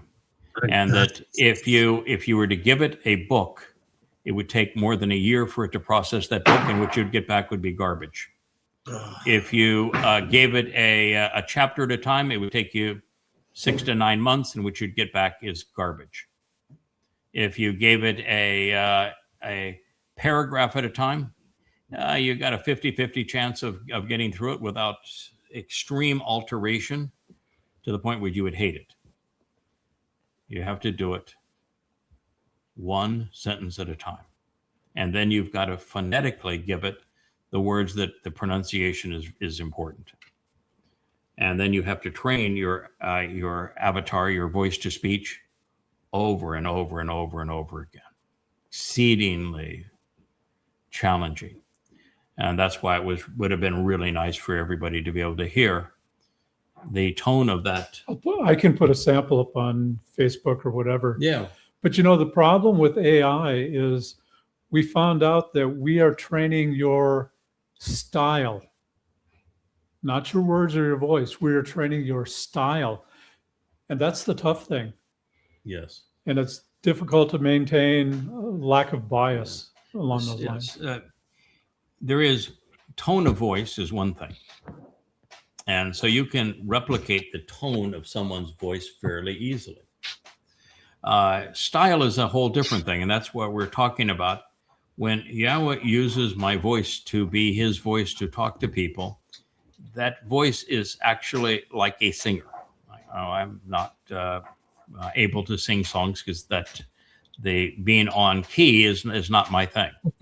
But I do know how to use my voice to keep people's attention, to focus on the right things, to highlight profound things when they're said, to be angry when it's important to be angry, to be joyous when it's important to be joyous, to speak quickly when that's appropriate, and to speak, what a beautiful daughter, to speak slowly when that's appropriate, to change the tone, to change the cadence, and to have a unique delivery, because everything with Yahowah is unique. There's nothing with Yahowah that is common. And so that's the style. And with Yahowah's style, if you're dealing with the spoken words, style is as important as the substance. And so you would have also seen that we're making team is making huge progress even on style. And the biggest challenge of all is that with all of the mispronunciations, like Yahowah's name, there's so many people that want to make it Yahowah that it's just excruciating to break the I voices from saying it that way. And yet it's not that way. There's 4 distinct sounds from the 4 different letters, and you don't blend them together. It's Yahowah, not Yahowah. And so these are all things that are challenged with, and then the great scope of what we have with 30,000 pages and essentially 40 books. It's a lot to accomplish and to make it credible. And the pressure is that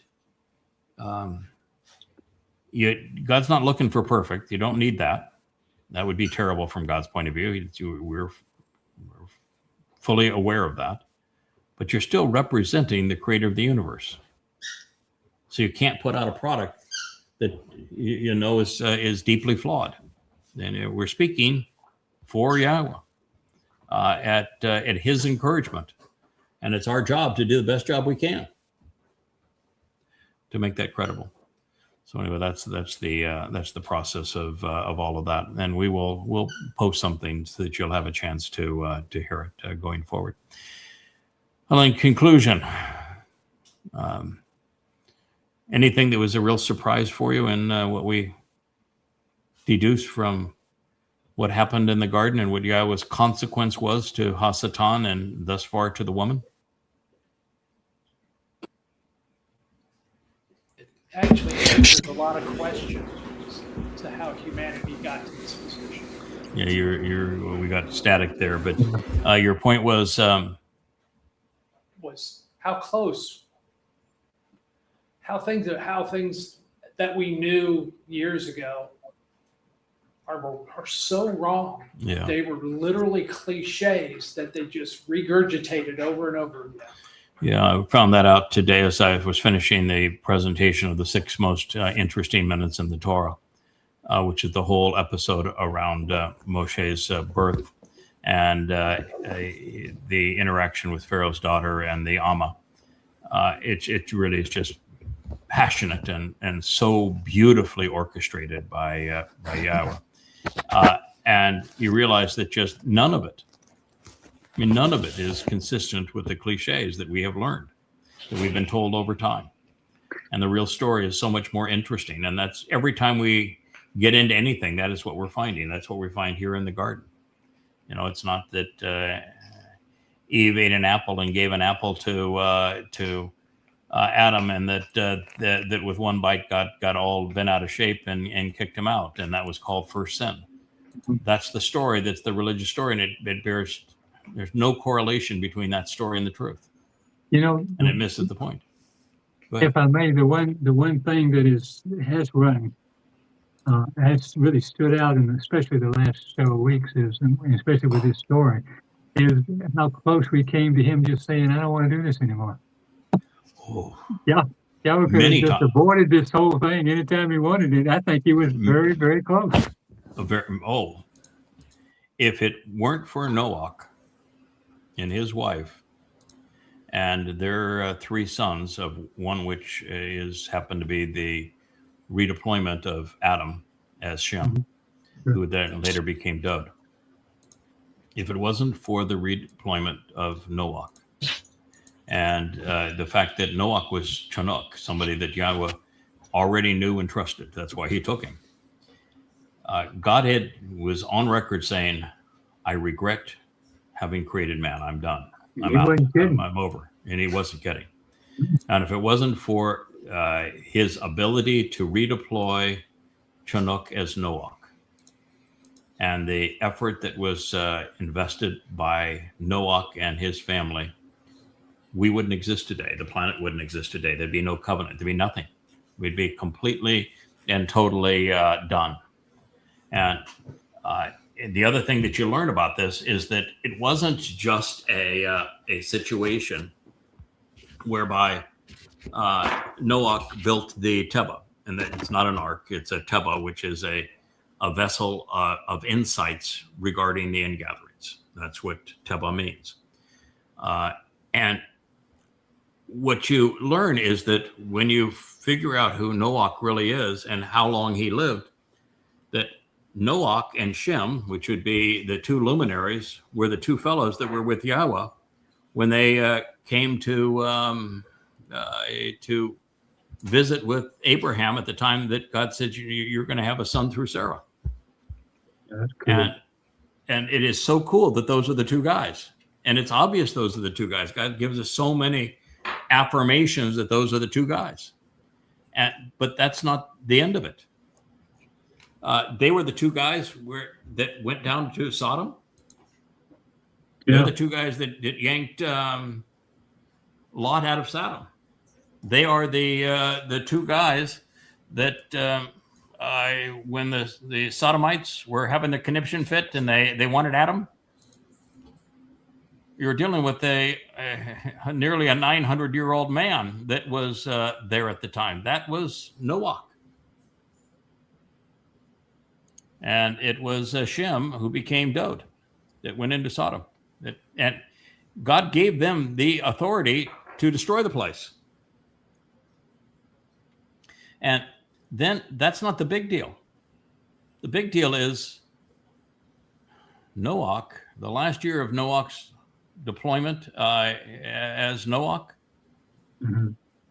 is the exact time that Abraham and Yishak are going to Mount Moriah to fulfill the dress rehearsal for Pesach and affirm the covenant. And they're the 2 guys that were with Abraham and Yishak as the witnesses. It's just so ingrained in the whole story. And when you know who the players are, then you come to know that, we as humans came within a breath of God giving up on the whole experiment. God was really upset with what we had become and said, there's no point to any of this. And then, you go forward in time, and then if you think that God decided, I'm going to go all in with a baby that's 3 months old that his mother just abandoned and threw into a river, that's going to work out. And by the way, the most evil regime on the planet just happens to be Pharaoh, and I'm going to have this baby taken into Pharaoh's household, and that's going to work out somehow. And oh, by the way, I'm telling you this story exactly 600 years to the day that Noach was responsible for being the witness to the affirmation of the covenant in year 2000 Yah, 1968 BC. It's exactly 600 years to the birth of Mosheh. And he names one man, the man that roars on behalf of the family. and he names the mother significant to Yahowah, and that she is the Alma in that story. And that we learn that that the father's life is 137 years. At 17, he conceives Mosheh. How long did Mosheh live? 120 years. 120. 40 in Mitzrayim, 40 during the Exodus, and 40 in between in Arabia. Was there his whole life. You just every nuance of the story, they just all reinforce one another, and at this time that the whole human experience was again on the line. If Mosheh didn't come through and fulfill his role, and by the way, he was somebody who God knew. He was redeployed. He was a man whose name means I'm going to do this again, Yosef. Mhm. And you come to understand God's story and his players and how we were at a crossroads then. If he couldn't get the children of Israel out of Mitzrayim, it was all over. And, when Mosheh, who was raised by his mother and father, he didn't go to Pharaoh's house until he was a full-grown adult. And the first experience after we're told he went to Pharaoh's house as a full-grown and prominent adult. So he was raised entirely by his mother and father. He stands up to the taskmasters, and the first thing we learn is that after he did so, it's his own people that Right, condemned yeah. him for doing so. Yeah. Jeez. And so Mosheh knew that these were really, really rotten people that had a serious problem. And, how in the hell is God going to get them out of Mitzrayim when they're that embittered? They're that stiff-headed. They're that repulsive. And it was going to take a lot. Boy, I tell you what, Mosheh, what he had to endure is just stunning. And then, you came up to the same problem again. God was going to give up the whole thing when Dode comes back as Dode. He has crappy parents, abandoned by one. The other one's a whore. And he treats women terrible because he's a lousy father, he's a lousy husband because he's had no experience as to how to do either of these things. And he's turned on God. He is now condemning God for his horrible behavior. This is what you see. And rather than coming to grips with what he has done and returning to God, they stopped talking together. They stopped talking for better part of 20 years. They had no conversation together. None. And so it was a really desperate thing. That's when we got redeployed again. Fix this. You either fix this relationship or it's all over. There is no fulfillment of the Moed Mikre. There's no covenant. There's no return. It's all over. Fix it. And then when it was necessary to raise Dode so that he could fulfill Pesach, Matz, and Bekodim, and raise him in his own city and his own country that was now controlled by the most despicable beasts in human history, the Romans, who were acting like it was theirs. Then it was his.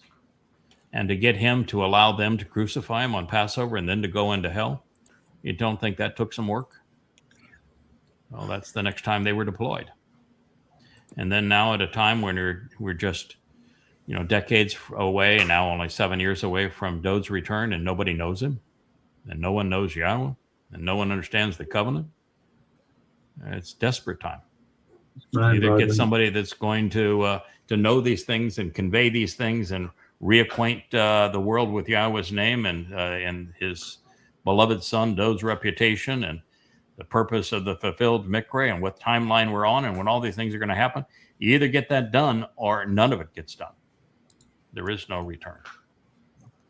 There is no going back to the garden. There's no fulfillment of Shabu, of Teruah.